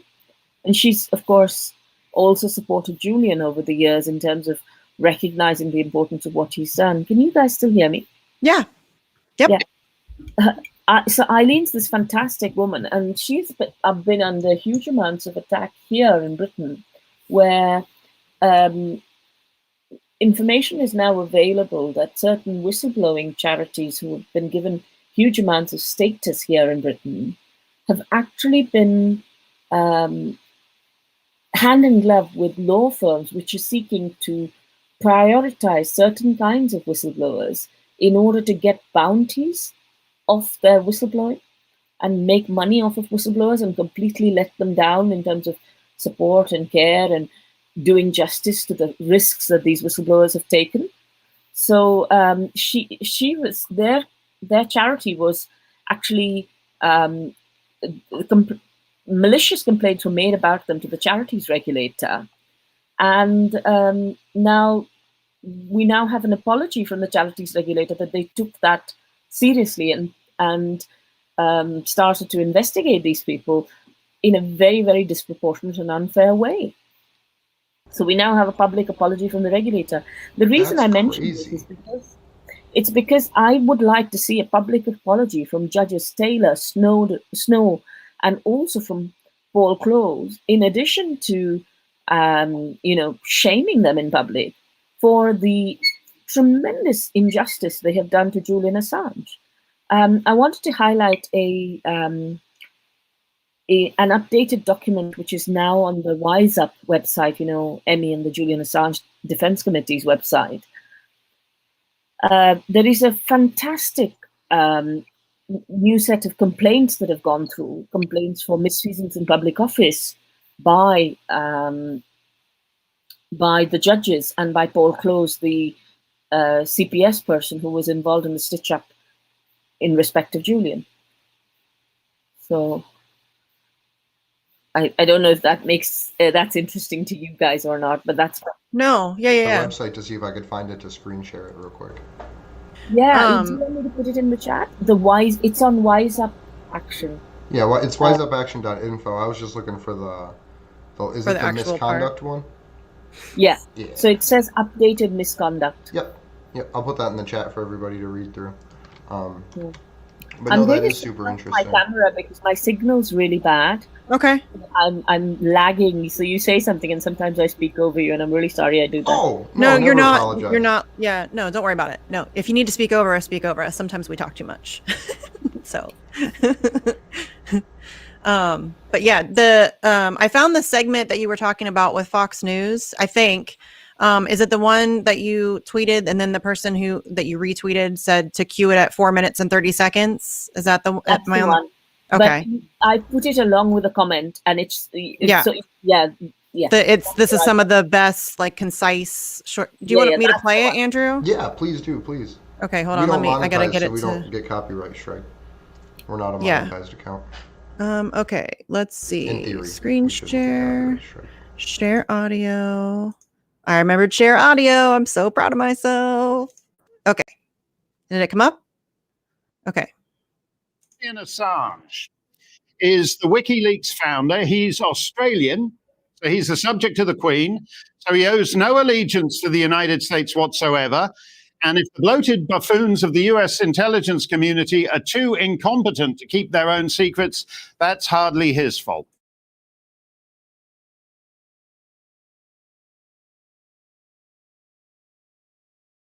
On extradition a couple of months back in the Westminster Magistrates Court, they're now appealing by promising that, don't worry, we're not going to bang him up in the Supermax, so please extradite him, and we'll handle him with all the care and attention we gave to Jeffrey Epstein. Julian Assange's father and brother, John and Gabriel Shipton, join us now from Sydney. Gabriel, you're Julian Assange's brother.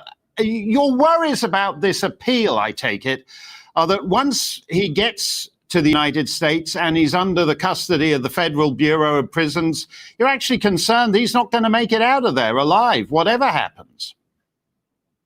Yeah, that's right. And that's, that's why the extradition was rejected back in January. And now the prosecution has given these assurances that, Julian won't be held in Florence, Colorado Supermax prison. He won't be held under SANS. But there's a caveat in that, and that basically they can change their mind as soon as Julian gets into the US. That it's up to the CIA, the director of the CIA, basically to say whether Julian ends up in SANS or which prison he ends up in. So there's really no assurance at all in this appeal, and it's just a way to keep this court proceeding going and keep Julian in a maximum security prison in London, where he's been now his third year in prison there. Yeah. As you say, as we all say, the process is the punishment here. He's lost a decade of his life, even though he's never been convicted of anything already. John, why do you think the US government is determined to do this? If the Australian government were trying to put an American in prison for leaking Australian secrets, Americans would be up in arms about that. Why do you think the US government is pursuing this? It's a suitable means to truncate the First Amendment by arresting and jailing and pursuing for, now 12 years, a publisher and journalist who commented upon the national security information. So just the end, full stop, of any comment by any journalist anywhere in the world, including the United States, on national security matters or any matter that the CIA or the Department of Justice feel disgruntled about. It's ruinous of liberty, and liberty depends solely upon First Amendment free speech. It's completely ruined. Yeah, which ought to be an American issue. I mean, they don't have D-notices in America like you do in London and in Sydney, where there are restrictions on these things. In theory, it ought to be a freer climate here.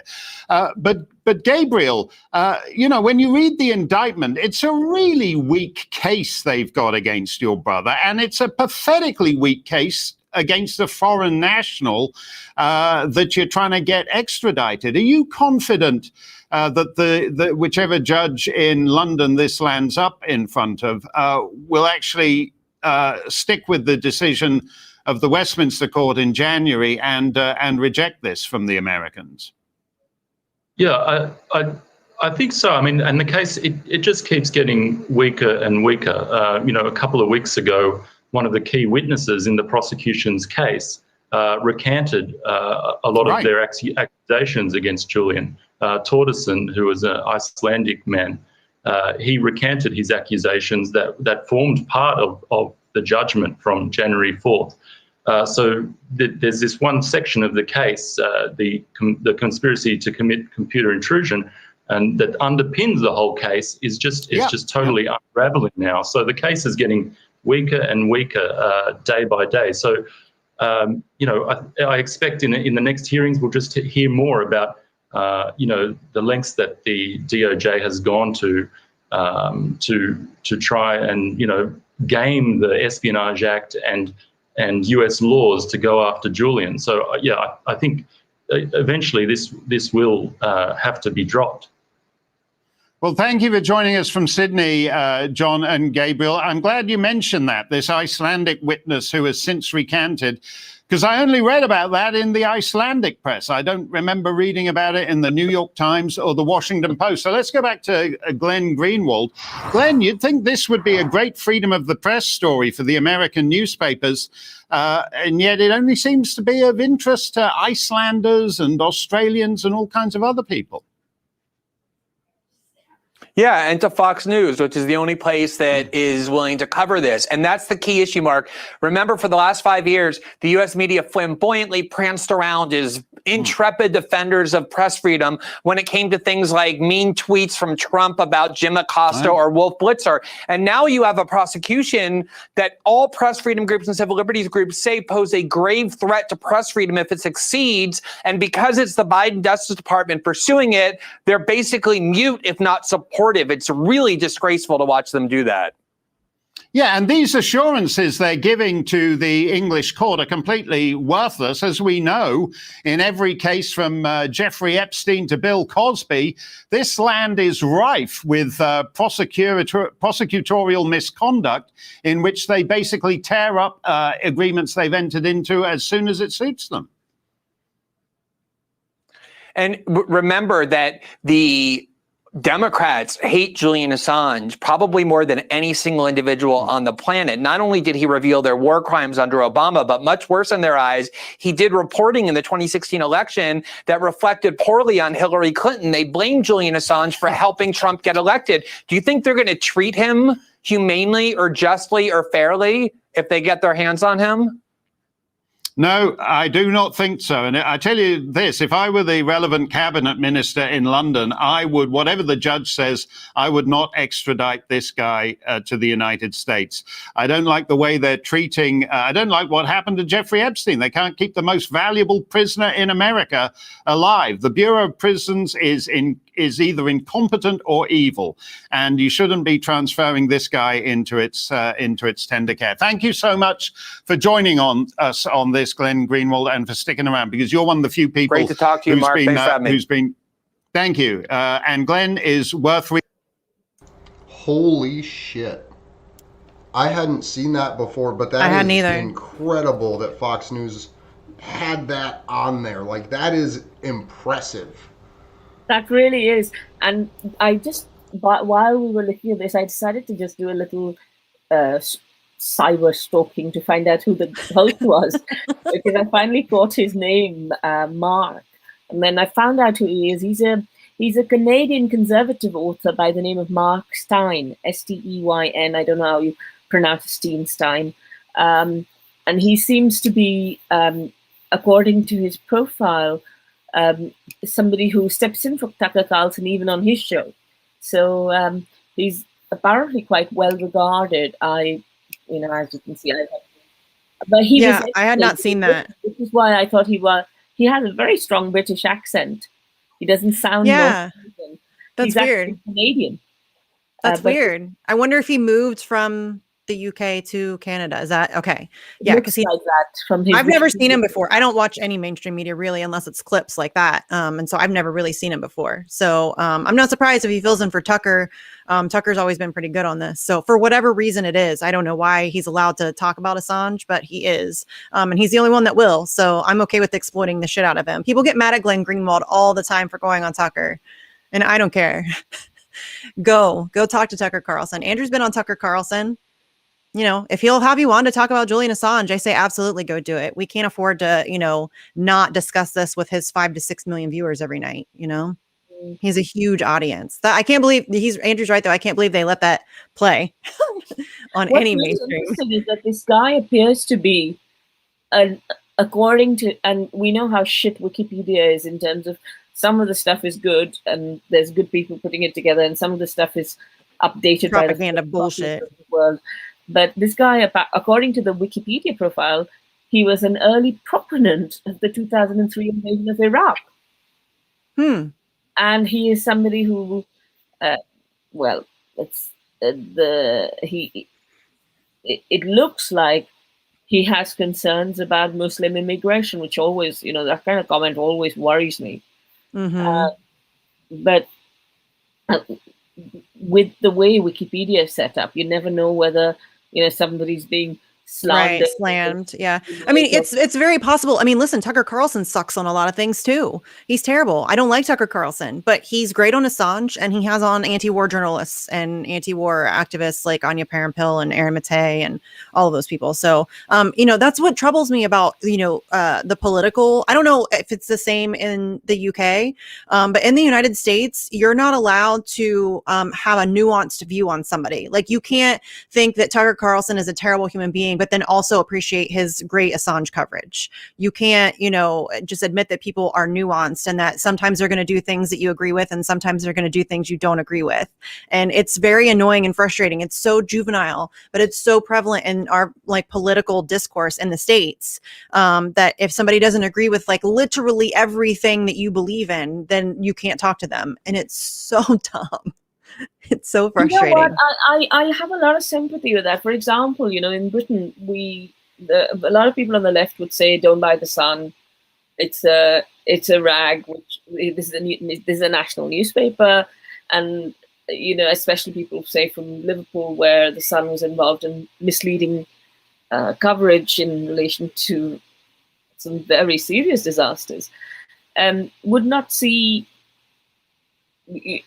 If you wrote for the Sun, or for example, those kinds of things would be really held against you. And same with people like Peter Mandelson or Alistair Campbell, who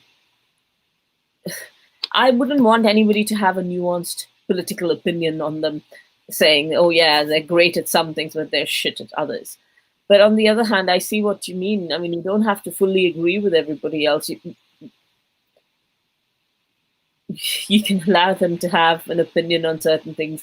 And it's more about especially with Tucker Carlson, nobody's saying align with Tucker Carlson, be friends with Tucker Carlson, go join forces with Tucker Carlson. I'm saying exploit his platform to push the things that you care about, because he has a huge platform.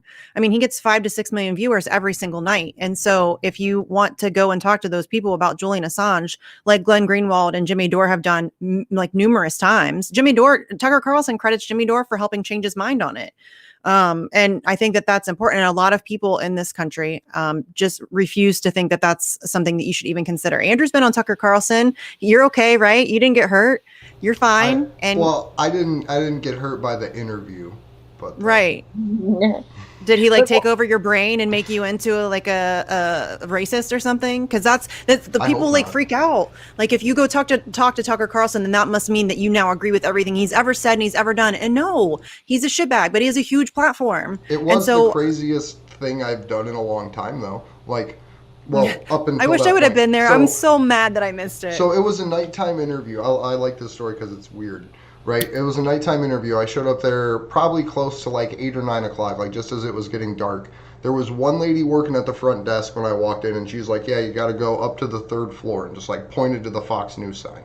So I go over there, I go up to the 3rd floor, and it's just like dark, like empty hallways. He sent me Like that pictures. just maze all over the place. And I'm like, I think I'm going to get renditioned. Like, I'm not sure, but I don't know if I'm actually going on Tucker Carlson. And I had to wander around for a good like 30 minutes in all of these dark hallways before I found the one open door that was the like film studio in the back of the, it was horrifying. But That's so funny. I love that she just like pointed you.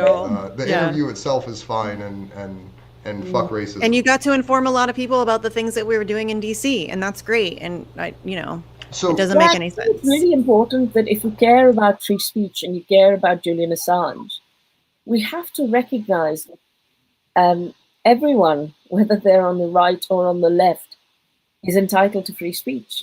Of course, there are some limitations in terms of the ways in which, for example, we'd engage with violent fascists who are about to cause immediate and certain violence. But I do worry that some of the self-censorship that happens on a range of issues, whether it is, and most of them fairly contentious, fairly huge issues like Brexit or COVID or, and each side labels the other. One side labels the other as anti-vaxxers, and the other side labels the other as completely compliant stooges of the government. And unless we talk to each other, we're never going to get to the truth, because the system sure as hell isn't going to tell ordinary people the truth. Well, my friend Franco. Yeah, my friend Franco just got kicked off of Twitter for a week because he tweeted something about he's like kind of a skeptic about all of the COVID stuff and the vaccines and all that stuff. He doesn't trust them, and which I think is a pretty sane position. We don't really know, and I don't trust these people to tell me the truth. And so all he said was that we don't know, or something like that. We don't know. I forget what the kind of pointed subject was, but it was something to do with COVID, and he was just saying something we don't know, and he's been kicked off of Twitter for a week for tweeting that, and he has to remove the tweet. And we can't even have like a legitimate discourse. And I don't care where you fall. I don't care if you believe COVID is legitimately the worst thing that's ever happened, and you're terrified and you want to get all the vaccines imaginable, to you don't believe any of it and it's all a hoax and whatever. All of the spaces in between there, we need to be able to have conversations about it, because we don't actually really know. And we know that we can't trust the people in charge to tell us the truth. And so it's up to us to talk to each other and relate to each other and try to figure out where in the middle somewhere is the truth. And because we know that they're not going to do it for us. And people who cheer on this shutting down of conversation, and I get it, it can get contentious. Like, these are things that people like really sink their teeth into, and they get emotionally invested, and then they feel like they're being attacked if their position is challenged. I get all of that. That's healthy though. Like, we need to have that kind of conversation going on around these issues, whether it's war or, COVID or, corporate corruption, or the way that we think that things should be, going in society, or all of those things. It requires us to speak to each other, because the people in power are going to keep us in the dark as much as humanly possible about what's actually going on. So when you're cheering on censorship, you're cheering your own demise, really. And it's always been very frustrating to me, because there are a lot of people I disagree with, and sometimes I wish would just shut up. But we need to be able to have those conversations across the board, because once they shut one of us up, we're all open to being shut down, and that's not good for any of us. I think people are really worried because you have two buffoons who've been in charge, Trump in charge of the US and Johnson in charge of the UK, purely through lying, and just complete and utter huge lies. But on the other hand, people have to recognize that whether it was Trump or whether it was this corrupt conservative government, at least in America, there is huge inequality. People are unhappy with the way in which society is run. And the Democrats sure aren't providing an answer to that. And therefore, for all the things that I might think Trump is awful, I also recognize that he could speak to ordinary people in his way. And more than anything else, he stood up to the military-industrial complex in certain spaces, not necessarily on everything. And I'm not saying he's a good person by any stretch of the imagination, although people might think that. I know, it's so annoying. Well, that's how desperate their propaganda is, in my opinion, Deepa. Well, that's what I was Right? talking about Like, earlier. He can be a Donald- shitty person and still do some good things. Yeah. Well. So we know through the Pied Piper and Podesta email leaks, like that Pied Piper document, that the goal of Donald Trump was to set extreme right-wing positions as the norm. That's the words of the Democratic National Party on how they were going to use Trump in the media as their Pied Piper candidate, right? So we had the Ron Paul revolution, essentially, right, in the late to mid 2000 teens, I think it was. And that pushed the Republican Party into what people call like the truth movement. And the propaganda is now forced, like Trump as the propaganda artist was forced to essentially talk about 9/11 truth, talk about ending wars, talk about jailing war criminals, like all of these things that like are actually good have to be used as propaganda tools now to get people to buy the rhetoric. So I think I don't know what the solution is there, but the fact that they have so little space to run on gives us such a large opportunity for truth, I think. I hope so. I hope you're right. I'm a pessimist, though, so I don't know. Well, I really think we've got to do something to change this, because at least in Britain, so many children are going hungry, so many people are homeless, so many people are dying because of the way it is. And now we thought we were slightly better off than you Americans because we have the NHS. And now that's been, whether it's Tory or Labour, they're both privatizing it and stealing from it. So it's just awful. Yes, it's awful everywhere, and it's getting worse. That's what I mean. It really, you can see it. It's escalating across the globe. I mean, and that's terrifying to me, because we're all, and a lot of people are cheering it on. Like, there are a lot of people who think that, Jeff Bezos and Elon Musk racing to space is a great thing, and there's fucking children starving.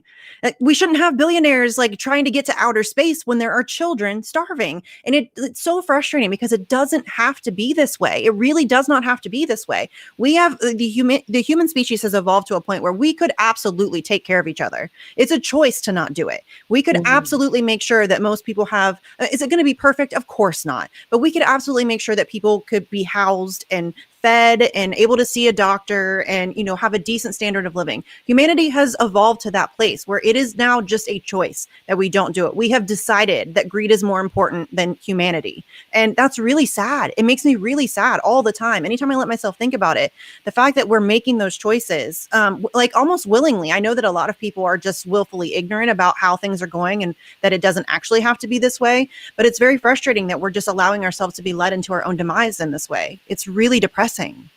Yes. Which does make me wonder, have you guys heard anything more? I mean, I don't know about the US news coverage, but the latest I saw was that the new Peruvian presidential candidate, the socialist teacher who had been elected, it's now been a month and he's still not been. It's still not, yeah. Pasta and Fiorella from the Convo Couch have been doing a great job covering that. Fiorella actually went to Peru, which was very cool. But yeah, I don't know. I haven't seen anything new recently. With everything going on, I kind of forgot. Honestly, that sounds terrible, but I kind of forgot like all that was happening. Yeah, I'll have to go look it up and see if there's been any new developments. But I know that they were trying very, very, very hard to overthrow that election. I mean, they're really trying hard. So yeah, we need to make sure we do try to keep eyes on that. Thanks for bringing that up, actually, because I did kind of forget. But yeah, it's like, sorry, Andrew, go on. Oh no, go ahead. If you were going to talk about the Peruvian, I was going to ask you about a different country. No, go for it. You finish, and I was just going to ask if before I drop off you, whether we can say whether you will be saying something about Commander X and also about Craig. Oh yeah, we did that earlier. About Craig earlier. Okay. Yeah, we did that earlier. I did just want to check with you about Craig, though. I know you can't give opinion as a legal observer, but are there any like updates or information that has come out. Because the last Is it still an appeal? Yeah, the last we knew, he was blocked from going to testify in the Spanish court because of the appeals process, and that's kind of just where it was, where we essentially left the story off with Craig last time. I didn't know if there was any new updates from that. I would hope he's given testimony remotely to the Spanish process if they've allowed him to. I heard that Craig did a fantastic interview on Randy Credico's final show. I don't know if you guys have had a chance to watch that. I haven't yet, but I did hear about it too. Because Randy's been moved off WBAI from I know. so that's something that it'd be really nice if people could contact the station and tell them how much they would like to see Randy back in a prime slot. Randy's, of course, still going to continue to keep the Assange countdown to freedom going through the web. So that's, in terms of Craig's situation, he was given bail for a certain number of weeks until the 6th of July so that he could, so that the Supreme Court could make a decision. And then Craig was in London, and it was the weekend just before the 6th of July. And I said to Craig, aren't you going to go and spend some time with your family, given that you're likely to be behind bars for about 6 months? I say 8 months with it that was given. Mm-hmm. And he said, actually, his bail's been extended briefly. So I think he's still waiting for an answer, unless he said anything differently on Randy's show. But I haven't had a chance to catch that yet. Yeah, it apparently the weird thing about this is that the Supreme Court decides. So if there's any viewers here who have links within the legal community and who are able to raise the profile of the case in the Supreme Court for the Supreme Court judges to find it interesting enough to pick it up, that would be really helpful. But what's really interesting is about Craig's case in relation to the decision that was previously made by the Scottish court, by Lady Dorian, and the two other judges, is that firstly, it establishes it says that mainstream journalists have a higher standard than independent bloggers or independent media, which is a very interesting thing given the nonsense we have heard from the mainstream media. And there's this fantastic analysis from on the Iraq War and how the mainstream media essentially reported quite the opposite of what they actually knew to be the real thing. So they actually knowingly reported untruths. They also accepted vast quantities of money from the US Army to misreport the Iraq War. So in various places, stories were planted which misrepresented the extent of the war and the effects of the war. Just as the Vietnam War was misrepresented for a long time, the Korean War was misrepresented, and it took a lot of investigative journalism and whistleblowing for the truth to be known. So for the judges to say that is worrying, and to say that these mainstream journalists subscribe to a code of ethics, as though anyone, just because they work for a mainstream organization has a higher standard of ethics. And thirdly, to suggest that independent journalists should be treated in a more aggressive way than mainstream journalists because of the implications of jigsaw identification is ridiculous. Now, this jigsaw identification idea came up again in Stefania Morizi's FOIA trial under the guise of something called mosaic identification, which is pretty much similar to it. And what they were saying with the mosaic identification, the witness, DCI Southwood, I think was his name, was saying that they don't like to release information on freedom of information requests because they feel that if they release different bits of information by putting in supposedly banal freedom of information requests, the other side can gain a picture of what these super counterterrorism forces, etc., are doing and how they're doing it. Now, that to me seemed like a policeman essentially justifying the misuse of the system and the reluctance to engage with freedom of information, rather than anything that will make meaningful sense. Because you could, if you say, okay, I won't give you information as a journalist because you could layer it with something else and then make a big picture. Isn't that the very point of journalism? That is to look at the big picture and help people understand what's really going on. I mean, it's just unbelievable the shit that comes out of these guys. Yeah. It's crazy how far it's fallen, right? Like, yes. Like, I don't know what the world was like before I was able to like recognize the way it is, but like, has it always been like this? Where these cretins? I don't think just it's always that been this far in bad. the front, or is this a new phenomenon? I think the cretins have always been in front, but it's gotten way worse. I think what's become really interesting is the way in which these mobsters and gangsters, which is what all these people in huge positions of power essentially are. Mm-hmm. They're not ministers or policemen or judges or anything else. They are essentially mobsters and gangsters who work with each other in very, very dishonest and unethical ways. Yeah. Corrupt ways.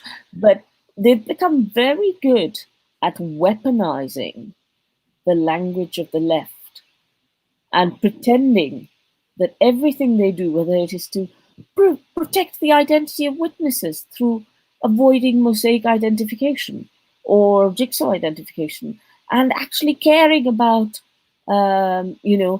protecting rights. And because they do it in this rather clever way, I think many people who hear it for the first time, for example, if it was you or me and somebody said to me, oh, well, a terrorist could get a sense of what counterterrorism measures were in place by just looking at 2 or 3 different pieces of information and putting them together in a clever way. I think, oh, wow, you must be right. You must be doing it to protect me. And actually, all these supposed measures to protect us are about protecting them and their secrets. And their embarrassment.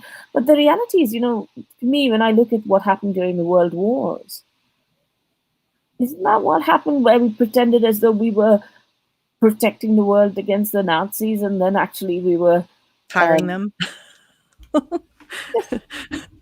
Yeah. I mean, I forget who said it. Might have been Glenn Greenwald, but we didn't beat the Nazis, we didn't beat the Nazis. The United States just hired them, or the United States just something. Yeah, but it's true. We didn't beat the Nazis. The U.S. just hired them.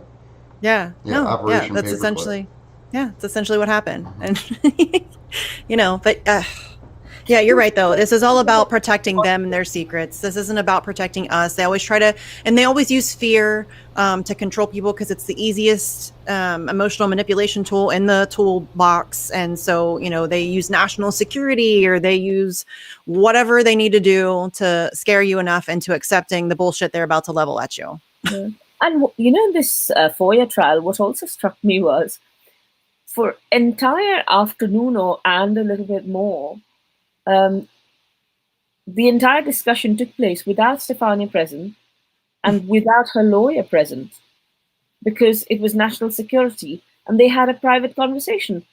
So you don't know what they cooked up there. Right. You're absolutely right, Misty, when you say that national security is the grounds they use to hide things. Yeah. They're very good. They're very good at this game. That's what we're up against. Here we go. But I think we're going to wrap, if that's cool Yep. with everybody. We're good, I think. We covered it all. If you Deepa, do you have could- anything coming up? Do you have anything that you want to tell everybody about? Oh, yeah. We're planning something on the 25th of June. No, July. And it's a commemoration of the Afghan war logs. Yeah. We're going to have an event then about Julian. We're just waiting for some confirmations from some speakers, and hopefully next weekend, if I send some information to you, you can pass it on to your viewers. Absolutely. Would love to. I'm excited. That'll be good. Yeah, I was going to ask Andrew. We need to do a show dedicated to that. I think the 24th is the Saturday before that, so we need to do that on Saturday that week. We're starting to do the fundraising for the Center for Global Justice, so we'll see where that goes. But obviously, if that's got to be a big institution, the fundraising will have to be much more serious. Grant. Yeah. happen. So we'll see. Cool. Okay. Well, where can everybody find you on Twitter so that way they can keep up with all the stuff that you're doing? Sure. Can I put my handle in the chat? And yeah. We can just Andrew can put it out, or we can put it up in the description or whatever. Driver. Cool. Sorry. Yay. All right. Well, I'm Misty. You can find me on Twitter at Sarcasm Stardust. I have another show called Facts on the Ground with Jesse Zerwell. And then I have Bitch with Comrade Misty every Wednesday at 7. This week I'm having a few of the ladies from FHL, from Fred Hampton Leftist. Made it through the whole show, did all right speaking, and then at the end. So I'm going to have Sabi on, Afeni, and Meg. Jackie can't make it. She has to work, so I'm bummed about that. But that's going to be on Wednesday. Not Andrew. Daniel still has the North Carolina billboard campaign going on. I just tweeted about this today. There's a billboard right outside of Ohio Stadium, which is the Ohio State football team stadium, which college football is, the season's getting ready to start here in the next month and a half, 2 months. So there is for 4 weeks, it's $3,500. The location is unbelievable. It's right outside of the stadium. There's going to be a ton of people down there. So a lot of eyes. And so I looked at the schedule. I think that the best time period that we have, if we're going to do it for just 4 weeks, will be starting on October 30th. That's the Penn State game. And then there are 2 other conference games in that 4-week span. Unfortunately for the Michigan game, we play at Michigan this year. So that's the 4 weeks right up until the Michigan game, the final week of the season. So I think that that's going to be the 4 weeks that I'm going to try to at least target that. If we can do more than 4 weeks, that'd be fantastic. If I had it my way, we'd have the whole 12 weeks. But I know that everybody's in not great financially, and things are only getting worse. So I get it. If we can only do the 4 weeks, I would love to do at least the 4 weeks. But our rep warned me that one does sell out really fast just because of the great location. So I'm going to start fundraising here probably, I would say, at the beginning of August. And I think that we could probably knock that out in a few weeks or whatever. So I think that's a great billboard location for us to try to snatch. And other than that, I don't think I'm forgetting anything. Oh, the Commander X thing on the 20th. If you can go, just go to Slow News Day on Twitter. I think it's Slow News Day Show, maybe, on Twitter. And he's got the graphic and everything. If you're in the area, go to theirs. If you're not, start your own. Just go, or just talk to some people about X and what's happening to him. And I think that's it. Link to pretty much all that's in the description. We also have the link for the End the Damn Wars, Free Assange, Fuck Censorship. There's probably going to be other groups added in there as well. Super looking forward to that. That's in September, and the GoFundMe is up. And then I think that's all. I think those are the 4 things we have in the description. But I would like to just thank everybody for hanging out. This was awesome. I really liked having Deepa in with us today. And keep organizing. Just because we don't have a big event planned until September doesn't mean that you shouldn't go out and pass out flyers, put up posters, and continually just doing what you can with the time and money that you have. So I just want to thank Deepa for joining us and everybody for hanging out for all this. We will see you guys soon.